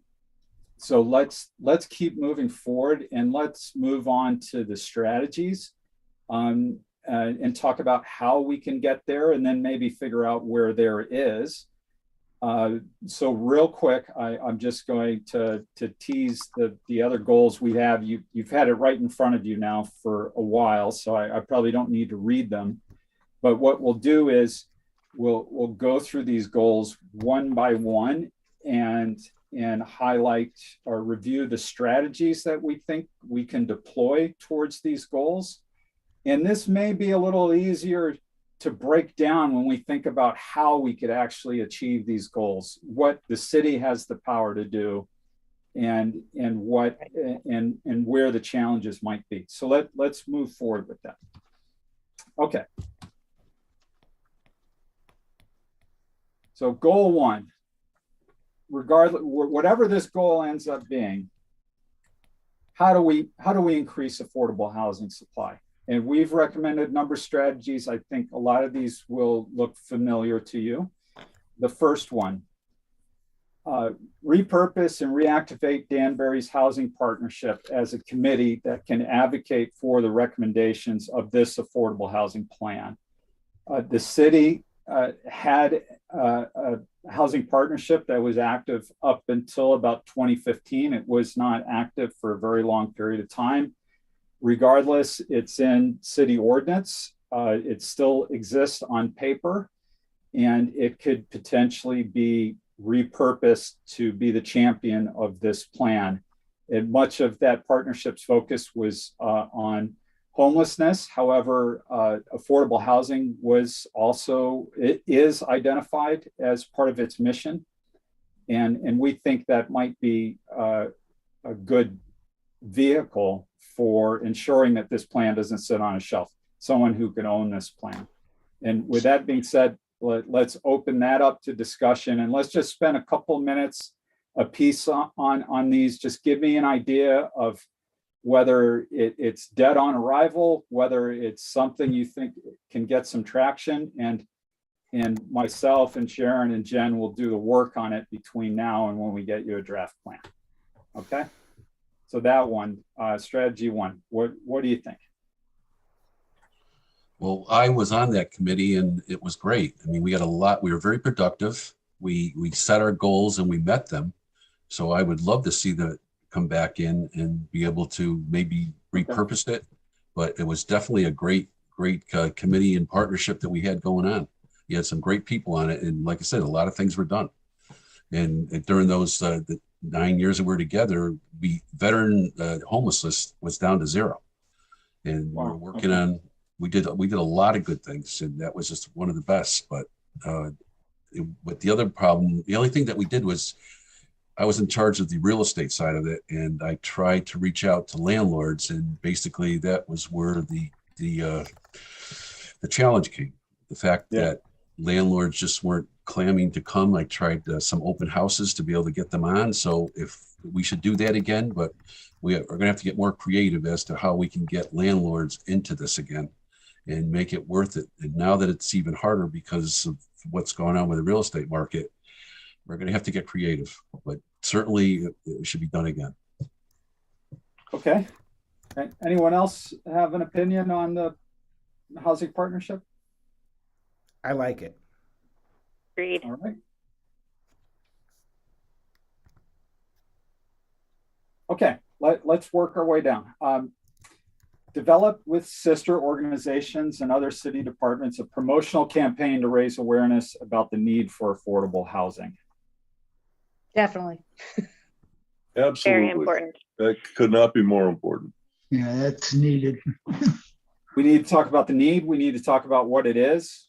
Right. We need to make people more aware. We need to dispel myths, misperceptions. Yeah, I'm in neighborhoods on a regular basis where people are saying, I don't care about the homeless. They shouldn't come to Danbury. I mean, there is a tremendous amount of pushback and antagonism towards the left unsaid, but you can't do too much outreach. Okay. All right. Strategy 3: partner with institutions to establish affordable housing in Danbury. Nonprofits, some of the health systems. There are successful models in other cities of really proactive partnerships, and this wouldn't necessarily just be the city, it might be other agencies or outside organizations as well. But a partnership approach to developing affordable housing. Excuse me, Francisco, one quick question about number 1 again. Did you have a chance to read the original Danbury Partnership Agreement and all the parts that came with it? I didn't read the agreement. I just read the ordinance that created it and established its mission, its responsibilities. That's the only thing I reviewed. It might be worthwhile, and I say that because we spent $10,000 for this company to come in and analyze the whole situation. We were working with them, and it was a close thing that we had going on, that we were going to follow what the leadership was, and they gave us a plan to go after what the targets were.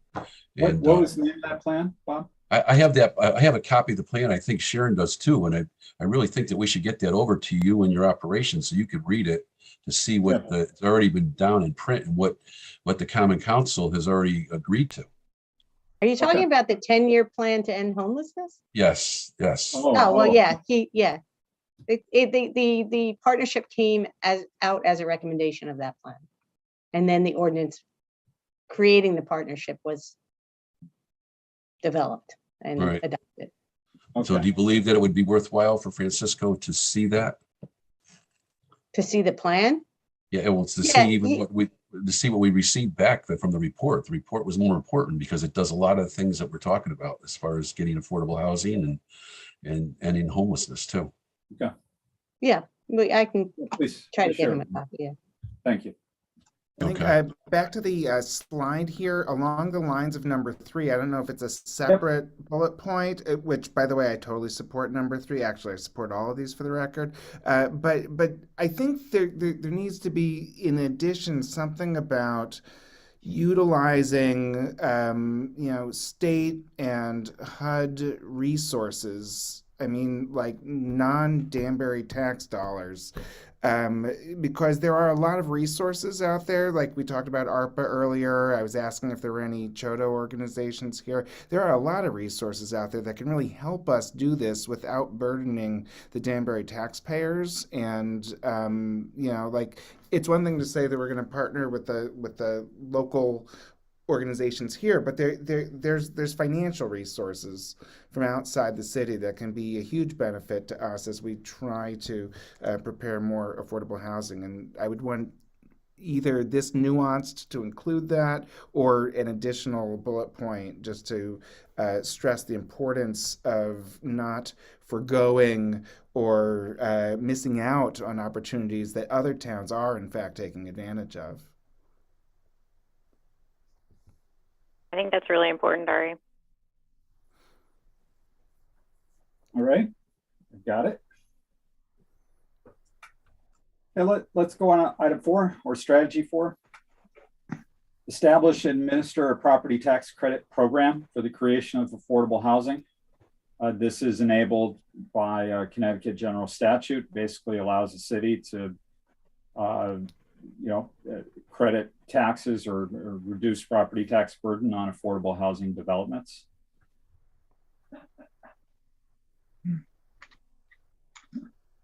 Any thoughts? Should definitely be on the list. Yeah, definitely. That's an incentive. I mean, you need incentives to get people to get behind this.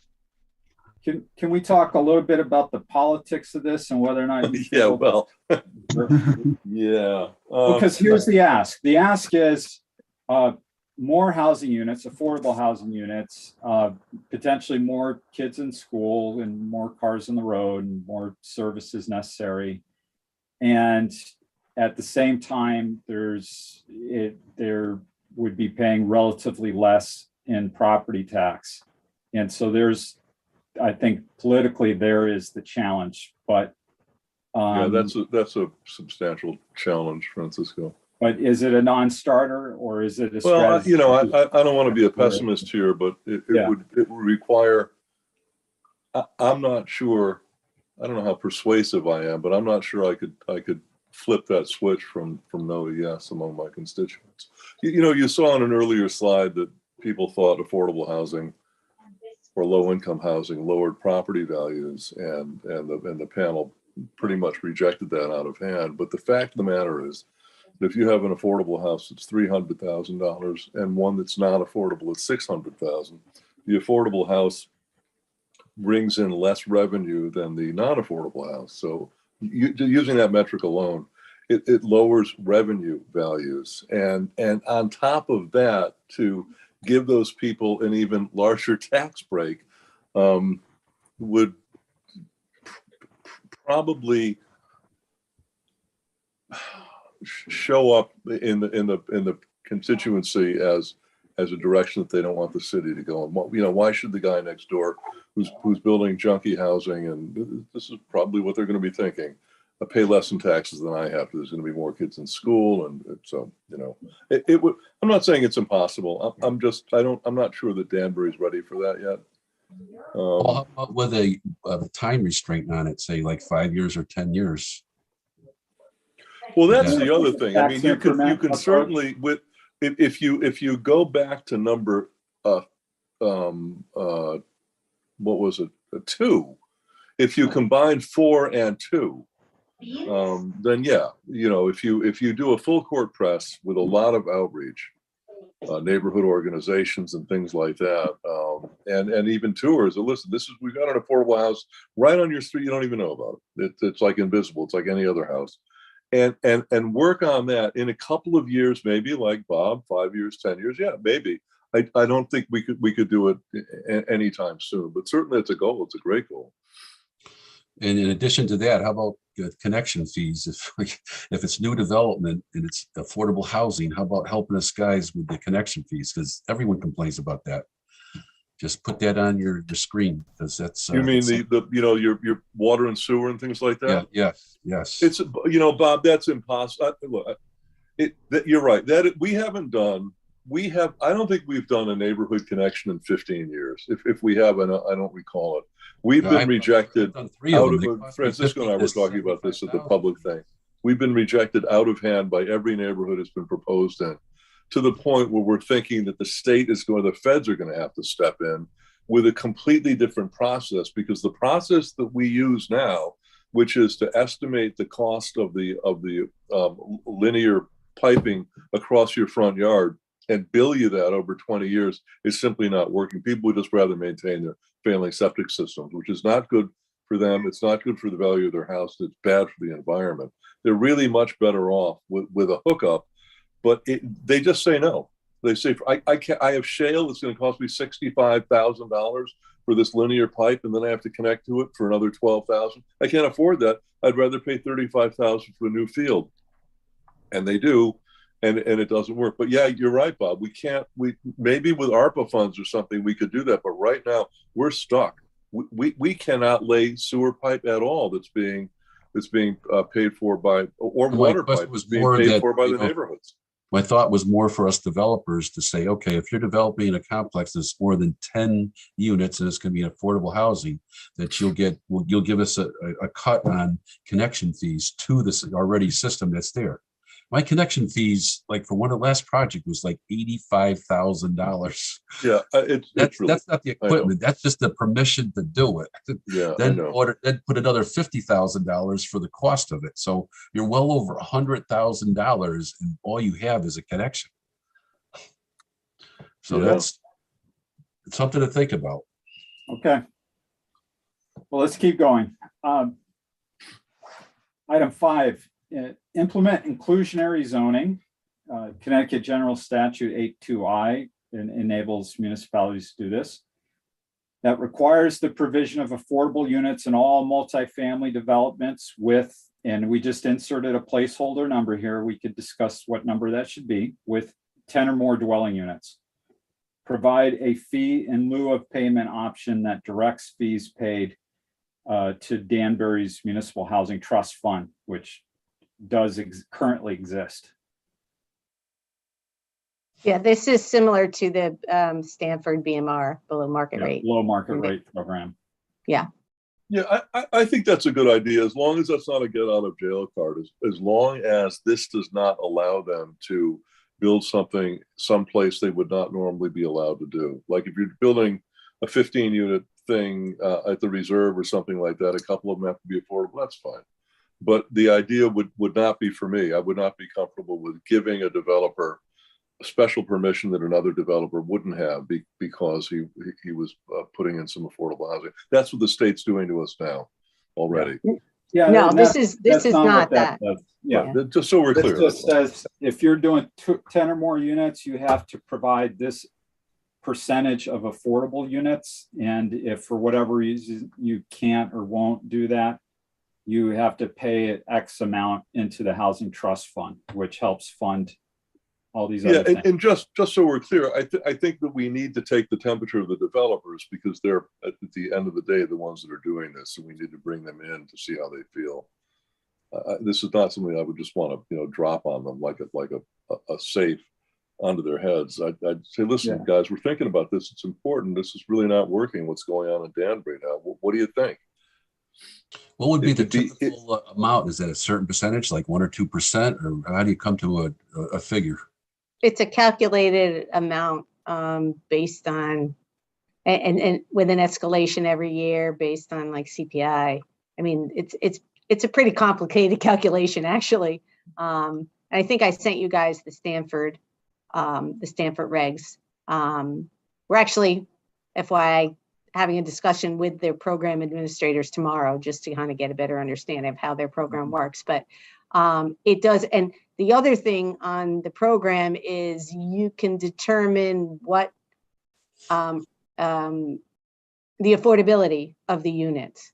So it isn't just like, oh, they have to be at 80% or 50%. You could say it needs one unit at 30%, one unit at 50%. I mean, you could set it up so that that would actually help ensure that some of the unit, that you're meeting different needs of people, that it isn't just kind of like the 830G, which says, 80% of the median income. This would be like 30%. So you could target, those affordable units. So it's very interesting. But there is a calculation, and you can do a fee in lieu of instead, and then it goes into a fund that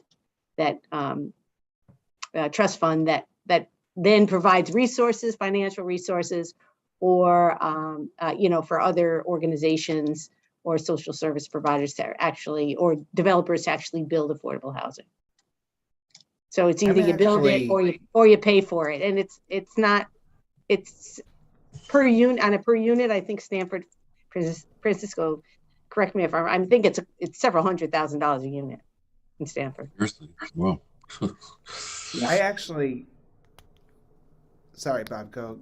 No, I'm just saying that I'm thinking that in our case, the horse is out of the barn because most of the land that's available for building is gone. I mean, you're talking about, that would have been great if you did this off of Exit 2, 15 years ago, before you built 1,000 units. But now, I mean, how many I don't even know how many more units could be built unless you start tearing buildings down. There's not a lot of vacant land, as we all know. Well, it's 10 or more. It's period. It doesn't. I'm just saying, use. It's not raw land. You're taking down 2 houses and you're putting up a little 20-unit building. Then X number have to be affordable at X, whatever we determine it to be. All right. So again, this is working through a potential program that would require this. We're not saying we have to iron out everything today. It's a strategy on how to get more units. I mean, I guess that's what the purpose is, right? How to increase the supply. Forget about the in excess of 10%. How are we going to incentivize and or require the development of affordable housing so that we can increase our supply to meet the needs across a range of people with incomes? Well, I mean, maybe we have been providing tax abatements for 15 years now to new downtown housing. Maybe that part of the tax abatement would require some affordable housing units. Yep. I think it's a great idea. I also think there's nothing wrong with it being used as a get out of jail free card, because the reality is you might get more bang for your buck out of the Municipal Housing Trust Fund. If we're talking about like luxury units, it might be better if a fraction of it went towards this Municipal Housing Trust Fund rather than taking luxury units and suddenly just declaring them to be affordable housing units. We might be able to build a whole nother facility of affordable housing somewhere else with those resources. So that wouldn't be bad. I just want to add into the record, Christy had something in the chat saying that she had to leave. So I just want to read this. It says, I have to get on another call, but would like to see some acknowledgement that we must preserve as well as produce units that may be further along in the plan. Thanks for the presentation, Francisco. Okay, thank you for reading that into the record, Ari. Yeah, let's move forward. We do have one other slide under this goal with a few more strategies.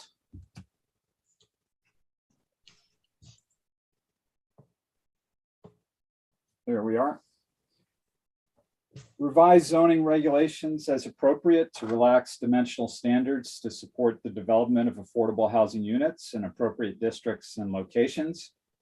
So if you're building affordable housing, maybe you can have a little more lot coverage or smaller setback or a little higher, whatever it may be. Any questions, discussion, ideas surrounding that? Devil's in the details. I'd have to see them. Right. We want to avoid some of the mistakes that the city has made in the past along those lines. Which I mean, you build a house, it lasts 100 years. So if we make a mistake with this, screwed up a neighborhood for decades. So So the adoption of this plan, as a reminder, the adoption of this plan does not institute any of these recommended strategies as city policy that goes into effect, whether it be zoning or municipal ordinance. It simply pointing us in that direction. So for all of these, there is a lot of work to be done following adoption of the plan. And it may be that going through a process of vetting it and getting feedback and taking things to public hearing, that some of these fall out because they're just not well received. What we need to know from you now is whether or not we have anything that's a non-starter that needs to be presented differently, or even if there are any just glaring oversights in the strategies that we're not considering. well, okay, then 6 makes me really nervous. I'll just say that. Okay, all right, Okay. okay. I think number 7 addresses Christie's comment about expanding and growing. I think so. That sort Yeah. of covers that to some And so extent. the inclusionary zoning for developers that aren't building and have to pay into the housing trust fund, that's where these funds come from. Right, which makes sense. I think that's great. Anything else on 7? Strategy 8, revise zoning regulations to allow adaptive reuse of commercial and institutional buildings for the development of affordable housing in residential and commercial districts. There may not be that many of those buildings out there. Bob Tabersack, go ahead.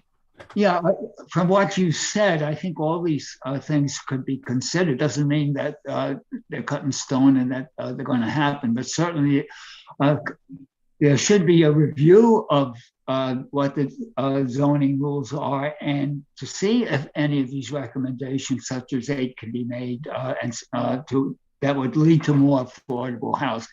I think certainly that's what part of what we're doing is trying to point the direction, further study leading to these events. So I'll be honest with you, I have no problem with any of these. I think these are all strategies that should be considered and all, but like I said, they're not cut in stone. And it's just to point the different people involved in maybe giving us more affordable housing, to get people involved along these lines to think of revising or reviewing, rather than staying with the status quo. I have no problem with any of this, to be honest with you. Like I say, it's not saying that this is going to have to happen, but certainly should be considered. Can I just ask a question? I don't really understand what 9 means.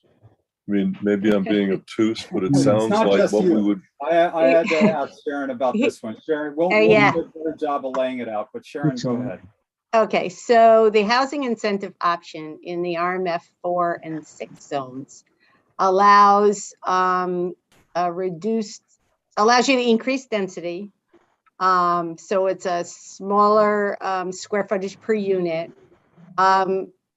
provided that on a one-to-one basis for every unit over what you could get under regular zoning, one unit has to be designated and under contract as affordable. And those contracts over the years have come to you. So actually, Bob Patello has built under the housing incentive option. Okay. We also have a housing redevelopment option that's in zoning in certain districts as well, that was initially geared to take down blighted buildings that might have 20 units in them today, but couldn't get 20 units in them, if they had to develop under current zoning regulations. So it was kind of our incentive. I think we relaxed some open space, but it was our kind of incentive under the redevelopment option to get people to take down buildings that were a mess and hopefully get something new. In the housing redevelopment option, there's a prohibition about using the incentive. In other words, you can't get any more. I see. And all I'm saying is maybe we ought to reconsider that so you have 20 today, we agree, pre-existing non-conforming 20. You could build Right. the 20 back under the redevelopment. But if you want to give us X number of affordable units, maybe you could get a little bit more than that. I So got it. that's the remove the prohibition. So 10 or 12 years ago, whenever you guys did this, because I was at those meetings, I think Yep. it was De Silva that had some properties on Yep. Tower Place or something like that. He was looking at that, Yep, where you basically remove the prohibition on redeveloping destroyed pre-existing non-conforming. This you would not have been. He would not have been able to take advantage of both of these things under this Correct. proposal. He would be. Okay, so Correct. not only, I mean, I have a whole, everything I have is pre-existing non-conforming. right. So if I, well, one of them, I don't know what happens if it burns down, God forbid, or something. I can rebuild a 4 where it's supposed to be a 3 or whatever. But under the new thing, I'd be able to do that, and maybe I could go to 5 if one of them was affordable. So it's basically something like that. Correct, Yeah. Correct. Okay. All right. yeah, exactly. The Um, way the they also zoning reads right now, it says you cannot use the house. It's like you can't double dip. I think that makes sense to me because we're not talking about squeezing in apartments on the lawns of single family houses. We're talking about maybe it's slightly increasing Go up, density right. in areas that are already set up for higher density than the rest of the city. That makes sense to me because I think that at some point, maybe not us, but somebody's going to have to really take a hard look at super high density, apartment buildings, towers, Yeah, and things like that. If the Yeah, city height. keeps growing, So Yeah, yeah, height. that works for me. So that's what 9 is. I don't have any issues with any of these. Actually, I think I like all of them. But number 6, just to come back to that one, that's the only one I just don't completely understand. And I was hoping Paul could just explain his concern about that one a little bit more so I can understand that a little better. Sure. You want to do it offline, or do you want to do it? Oh, I just thought if you just take a moment just to explain it to me, Well, unless you think it would take basically longer. what happens is you have a neighborhood that's gotten comfortable in how it's designed and over generations. And then when you relax zoning, you allow higher density things to go into, let's say, a medium density neighborhood. A lower density neighborhood goes medium, a medium density goes high. And this creates a tremendous conflict with the neighbors. If you deny Sharon will tell you this, if you deny the application after you inculcate it into the law, you get sued by the developer and they generally wind up winning. So if we make this into an ordinance, it would mean that neighborhoods that have gotten comfortable at a certain density would then be, as far as the neighbors are concerned, victimized by developers coming in, taking advantage of the lower affordable housing constraints and building higher density units, higher density property, creating higher densities, more units, whatever, more parking, more traffic, than something that they would be comfortable with, and they would look to their political representatives to help them, and we would not be able to because we made it a law, and if we were to deny the application, it would be overturned in court. That's the problem. It removes the option to say no when the neighborhood is really not comfortable. The alternative is that maybe the neighborhood shouldn't be comfortable with this kind of thing, but that's arguing with your constituents on that particular point is it's a mug's game. It's not going to get you anywhere. So that's the issue. If you're Well, talking about a that new kind of project makes in the middle of the sense. woods or something like that, that's one thing. But we just see this again and again. It just happened on Clapper Ridge. You should have been there for those meetings.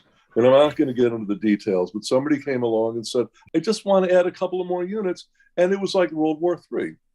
And I'm not being Well, I judgmental wouldn't here. I'm mind simply removing saying, that one.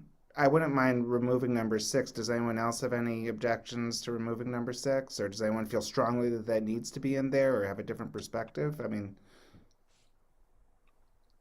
Ari, did that make sense, what I said? I mean, that was very helpful, and I Okay, think you've all got a right. good point there, and it sounds like you're suggesting that we should remove it because it's just not practicable. And I would I support don't think that. that it is at this point. Yeah, so I would support removing it Okay. along with you. That seems to make sense to me, unless someone's got something else to say on the subject. No, and the only thing I would say is that, we're adding tools to the toolbox to take a look at, and the statutory requirement is to come back in 5 years and amend it. And if we've gotten through some of these other things and we still think we need to make some changes, we can have it kind of hanging around. So I'm okay with that too. And I just have a question about, are we going to be talking about maybe relaxing or not even relaxing, changing downtown the amount of height the buildings can be? Yeah, we didn't get to that yet. Okay. We're trying to get off of goal 1. Right. Well, when you start talking about dimensional standards, I'm thinking that might be part of that. That's why I want to. Yeah, no, we had the height. Height is coming up on goal 3. Okay. Okay. Yeah. Yeah. Yeah, we got to go up. I mean, we got to go up. So with respect to height downtown specifically, that would have ostensibly fallen underneath this, but we are taking a look at expanding, changing districts downtown as well. Yeah. Okay. So I would make a note, unless anybody objects, we can get rid of 6, as we put the plan together, and then, right, the height will come up in the next goal, or goal 3. whatever. Sharon, Yes. it's about Tabersac. On number 6, I would prefer to keeping it because it says when appropriate in there. I mean, I think it's something that should still be considered, because if we keep all the zoning just as is and keep just the status quo, and we just say we have to rule this out without considering changing it, I don't see how we're going to get much more affordable housing, to be honest. I think that it should be considered as appropriate. There might be some areas where this would be appropriate. There might be some areas that not. But it looks to me consensus the other way. But I just want to make the point that if it comes to a vote, that I would still keep it. Does not mean that you're going to go whole hog into this, but it should be considered. Maybe there are some areas that you could do this. Okay, that's Well, if I can just respond to Bob on that one. Bob, there is a way to do that, and that's to change the zone, to increase the density in the zone. And that's a whole legislative process where all the stakeholders come in and participate in this. This is sort of a backdoor way of doing it, where it kind of slips in citywide, and before you even know it, it's happening in your neighborhood, and no one ever consulted you on this. Changing a zone really gets people interested really fast, and they focus. But the zoning commission has, and the planning commission have ways of increasing density. We've been doing it from Danbury for 100 years. I think the way that we've been doing it is better than this way. That's what I'm saying. Okay. And when I say better, it means that the people who this would affect would have more of a say if we do it the normal way than if we do it this new way. Okay. And I think it's important that they have a voice in this process. I've always said that zoning is really binary. You either build a plutonium plant next to a daycare center or you don't. There's really not a lot of gray area in zoning, but the thing that you have to do, the people who lose have got to feel that this was done fairly, that they had a voice in this. And the way that we do it now is hard enough, but at least they get to come to the meetings and they get to be heard. Some of these incentive programs allow things to happen with a minimum of oversight, and that can lead to problems. So problems in terms of the relationship between the elected officials and the people they're supposedly elected to represent. We saw this with the Super 8. I don't need to give you a history of Danbury. No, that one I know. Yeah, I know that very much. But the thing is, I still feel there would be. I understand, Bob. It's a balance. We're trying to find a balance here. That's all. I got it. Okay, Paul, just to hope that you could, as you say, can be done through the political process. I'm not involved anymore. I got beaten in an election, but I Bob, hope you're still involved. No, I hope you follow through on what you said, because I think it's so much easier just to let things slide, and that's what I'm afraid of when we're saying that we're not going to consider something like that. Okay, but. Bob, I don't think we've got that luxury. With the way that Danbury's growing, we have to find room for these people, and we're going to do that. I don't know how we're going to do that. That's kind of what we're looking at right now, but that's going to get done. The door is open in Danbury. We want them here, and we're going to accommodate them somehow. Okay, well, I understand your point. Okay, well, let's move on to the next goal, because we do have 3 more goals, and they're a little more targeted and succinct in their strategies. Okay. Goal 2, increase the supply of age-restricted assisted living housing with an emphasis on affordable units. First strategy is to revise the zoning regulations to allow adaptive reuse of commercial industrial buildings for development of age-restricted and assisted in residential and commercial districts.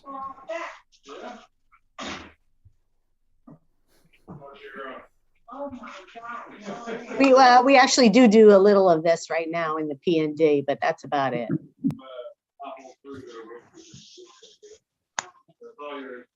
Any questions on that? Comments? All right, how about the second one? Revise the zoning regulations to allow the development of or conversion to multi-generational housing that provides shared living areas for multiple generations of a family in appropriate residential districts. No, I have no problem with that one. Okay, it sounds like common sense. And that was the concept that I promoted right from day one. But once again, is Sharon, are you gonna have an input as to how you're gonna be able to make it so that these can't be turned into accessory apartments? It's got to be set up so that there's got to be some contingency. Yeah, I Yeah. mean, at the time that we would look at implementing or, working on this strategy, we'd have to look at all that. We're not going to do that for this. That's not part of this task. Okay, all right, just Yeah, keeping it back that would be something we'd look at. Okay. Yeah, of course, right.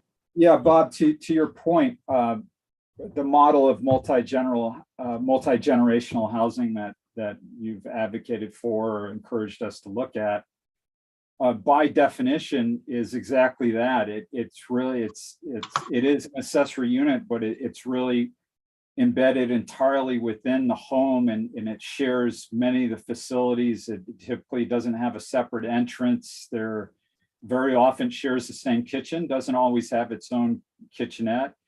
And so by nature, by design, it makes it very inconvenient, if not undesirable, to rent to a stranger. Right. It's really only something you would share with a family member because the degree to which it shares space with the primary residence. And I think it's just a matter of really defining what that is. We can go a step further here and provide a definition of what multi-generational housing is. And then, of course, there's more work that would need to be done to codify it within the zoning regulations to make it exactly clear what it is versus an accessory apartment that could be easily rented to a stranger. I just think it's such a great thing, and it's something we're going to need for the future. And I don't want it to become something that, that Sharon will regret, and then we have to change it along the way because people are taking advantage of it. That's the only reason why I say that. I mean, we definitely need it. We have to make sure it doesn't get taken advantage of.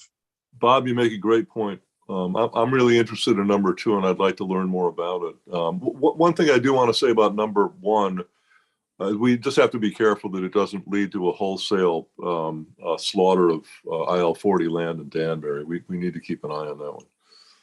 Well, you notice we mentioned residential and commercial, but not industrial districts. Oh, you know what? I saw institutional and I just thought industrial. Yeah, okay. What are institutional buildings? What An old school. Okay, all right. Yeah, well, yeah, right, yeah. I don't think we're going to have to worry about that. Yeah, I don't think we have to worry about converting our schools. Right. Right now, we're converting one of the largest office buildings in Danbury into a school. We just had a press release about that today. So we're kind of going in the other direction in this town. But yeah, okay, I take your point. Thank you, Francisco. Sure. Congratulations on that, Paul. That was great. Yeah, Bob, it's going to be great. It's I cannot tell you how excited everybody is about this. I think it's not a home run; it's a grand slam.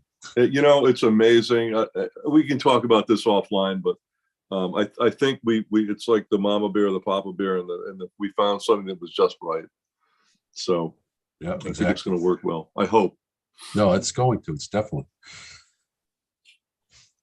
All right, finally, item 3 was to revise zoning regulations to allow the development of affordable age-restricted accessory dwelling units in appropriate residential zoning districts.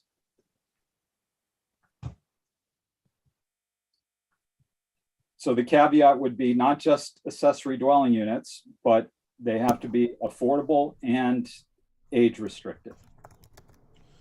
Well, the only consideration I have with that is that we don't want to make it so that once you put this age restriction on, then you can't, then it cuts out the people that we might be wanting to get into. And what happens when you have, like, after the baby boomers are done, you're going to need more less restricted units than age restricted. Because once you put that in the deed, right, that's forever. Is that right, Sharon? It's just an age restricted, that goes on forever. So it means that that's mandatory use of that property and it's not going to change. I don't know if there's a way to do a flexibility that over time, if we find the necessity is that we need more of another type of housing, that it can be changed, but once it's in the deed, it's pretty hard. So is it? I'm not an attorney, but yeah, and we don't enforce them. But I guess the point, maybe Francisco, and maybe I didn't catch this earlier, Yeah. or maybe we did, about the accessory apartments in general. So affordable accessory dwelling units, and maybe not necessarily tie them to age restricted. Then again, we've been talking about this, as we opt out of the accessory apartment requirements that the state has mandated, to create our own that address our needs in Danbury in locations that we deem appropriate. So, Sharon, yep. that's a really great point. And I don't know how we would do this legally, but I cannot tell you how many affordable neighborhoods I have been in that are filled with people from out of Danbury. It seems like we build them and we draw from across the border, from New York State and from other towns in Connecticut.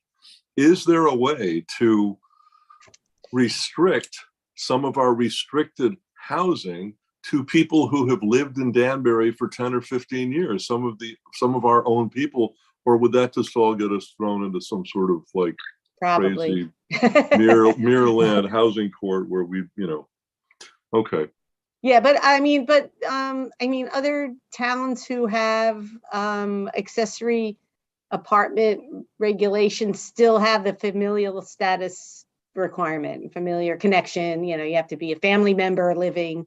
But that's not an out of town. That's not a town. Where'd you come? But I'm just looking at 3, that the development of affordable age-restricted accessory dwelling units. I don't know if that has a familial component built into that. But if we're, you could come up with your own regulations.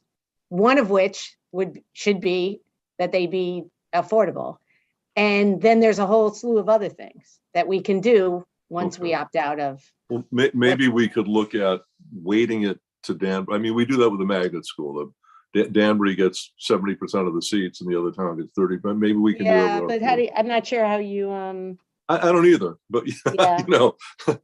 we're the New York State, and I love our New Yorkers. They come here to our shops, and we love them.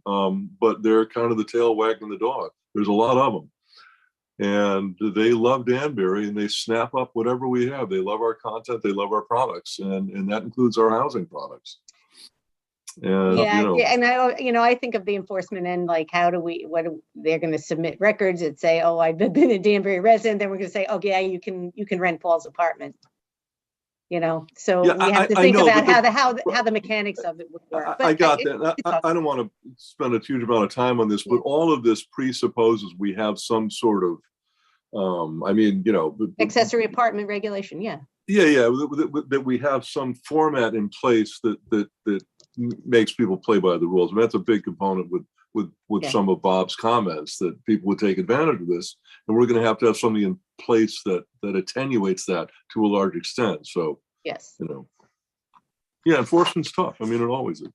Yeah. So I'm okay with leaving those 3.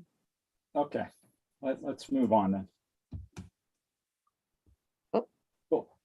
Goal 3, increase the supply of housing in and proximate to Danbury's downtown with an emphasis on affordable units. And the first strategy is to develop a TOD zoning district as was proposed in the TOD plan to replace existing downtown districts and downtown overlay zones with a density incentive for the creation of affordable housing.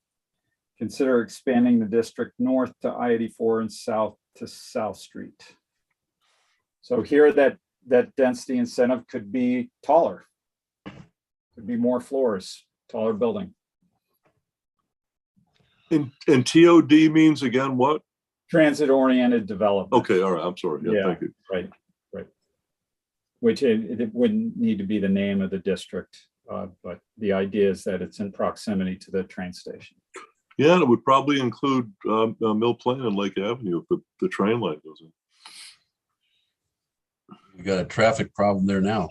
Well, I'll tell you, Bob, it ain't getting any better. But I mean, if you start doing high rises on Mill Plain, I mean, you already have at this time of day, you're already backed up to 84 through Brewster. Yeah, the state's got to step up their game. They've been talking about widening that for 25 years. They really got to get moving on that. All right, the second one, relax restriction on building height in the CBD MSH Main Street Historic Overlay zoning districts to allow increased density for the provision of affordable units. I think all those are good ideas. Okay. Reduce parking requirements for downtown residential developments that provide affordable housing. And when you say that, to what? 1-to-1? I don't know. I don't know. That would need to be, you need to figure out what that number should be, what the reduction should be.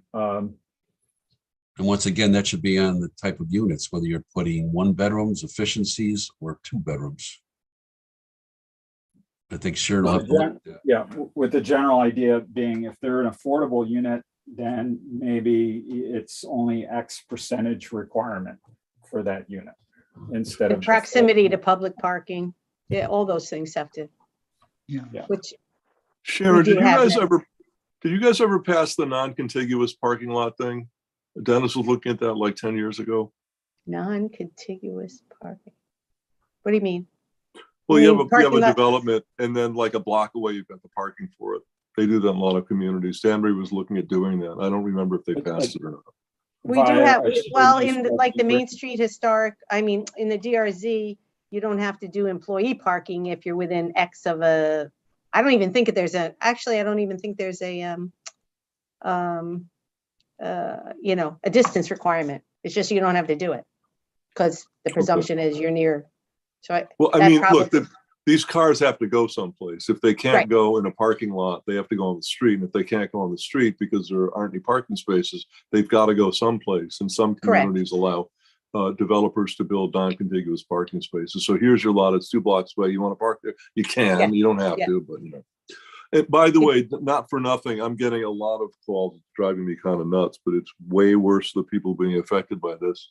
Cars now being hit, cars parked on streets being hit. It's happened twice on Pleasant Street. Both times the cars were totaled. It happened on Division Street 2 weeks ago. Car was totaled. These are people who are, I don't know what they're doing. I guess they're texting or something like that, driving up the street and they slam into a parked car.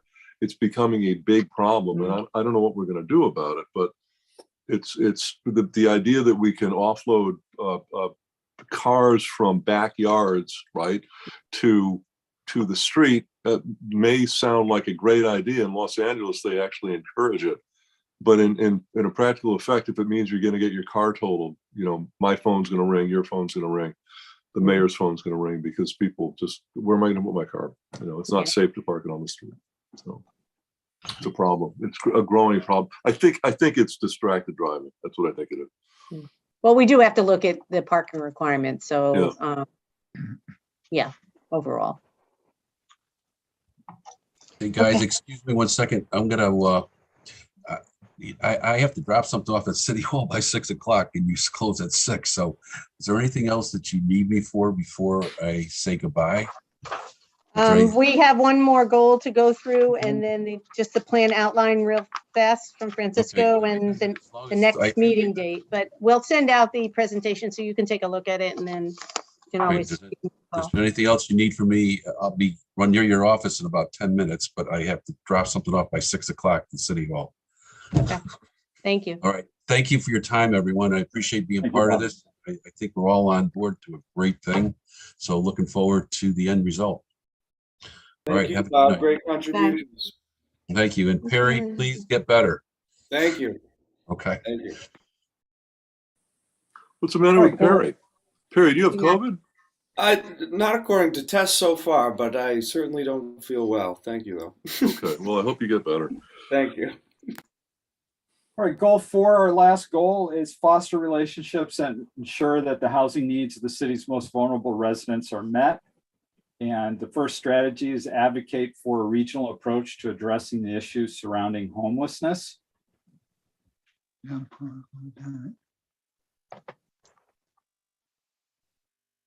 Second strategy is continue to work with local social service agencies and providers to ensure that the needs of the homeless are met. Oh, common sense. And third is to add universal design provisions to the zoning regulations, basically accessible, specifying the requirements of providing accessible units. Yeah, I mean, the first two are no brainers. I mean, as far as I'm concerned, number 3, I guess, what kind of costs would we be adding to units, and who would, you know, would they be passed on to tenants? So. I mean, generally, you don't have elevators in single-story houses, and so I don't even. Anyway, I'd have to know more about that one personally. Wider doors, okay, I got that. I remember when they first started putting flapper handles on doors with people who couldn't really grasp the door handle in the 1940s or 50s. So yeah, that stuff's all pretty doable. And it wouldn't, I don't think it would add too much. Yeah.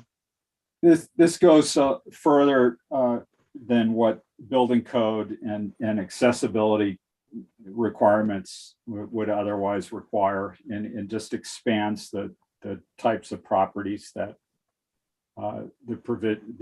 these sorts of improvements or provisions would be required. Yeah, Which it's just, isn't saying- you know, I have a couple of 3-story houses. If I had to put an elevator in them. Yeah, no, that's not what this is implying. And the devil's in the details here, but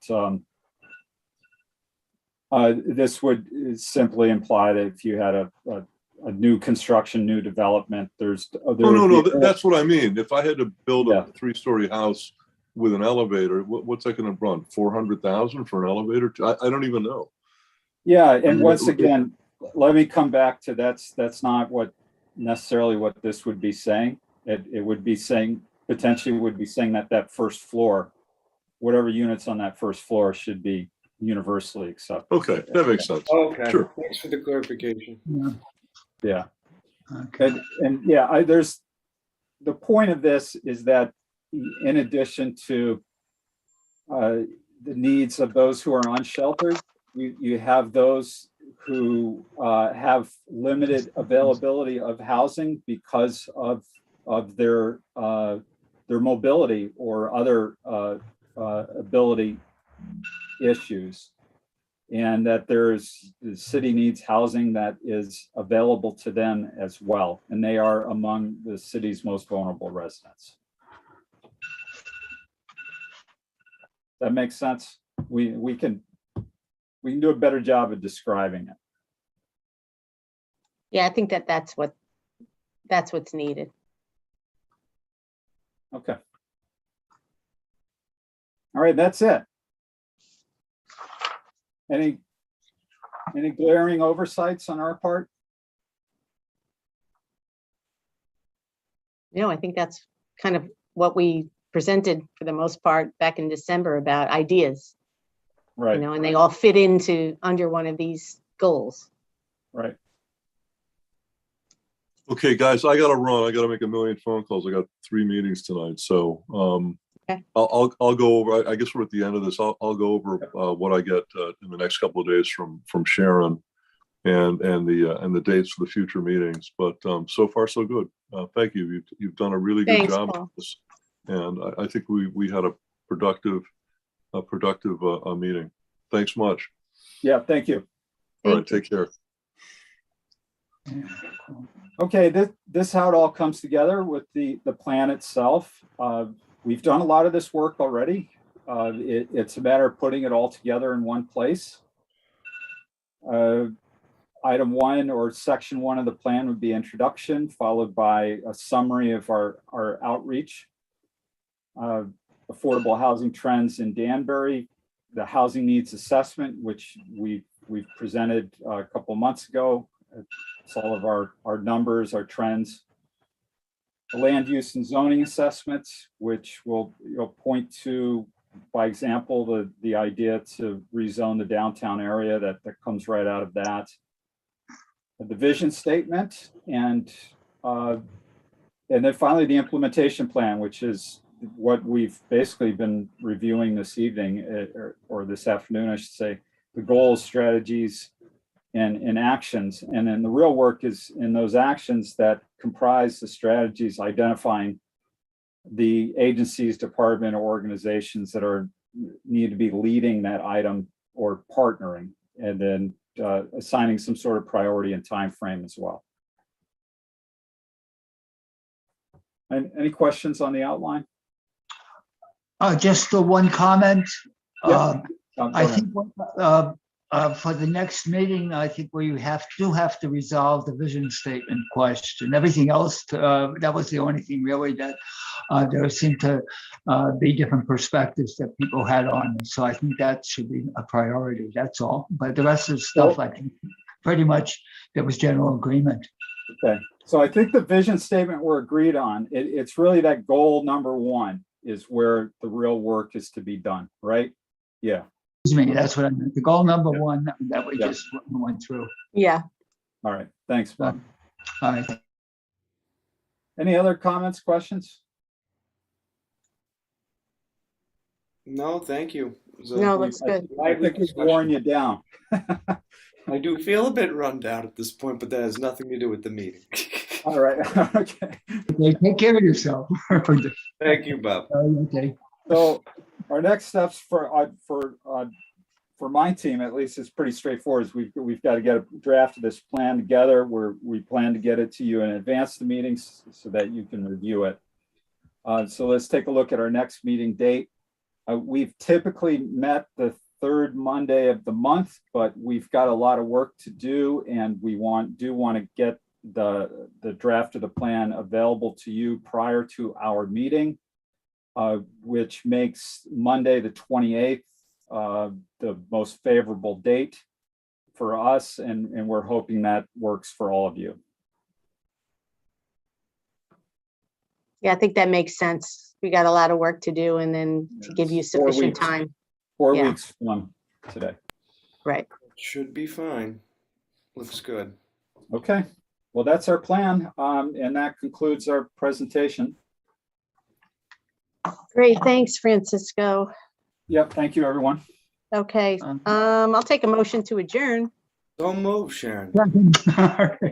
So move Perry and Bob. Thank you so much. And thanks for everybody participating. And we'll send out this this PowerPoint as we usually do. Okay, thanks for the work you guys are Okay. doing. Thanks so Thank much. you. It's Meeting a good adjourned. group. Thanks, guys. Good evening, everyone. Good work. Thank you.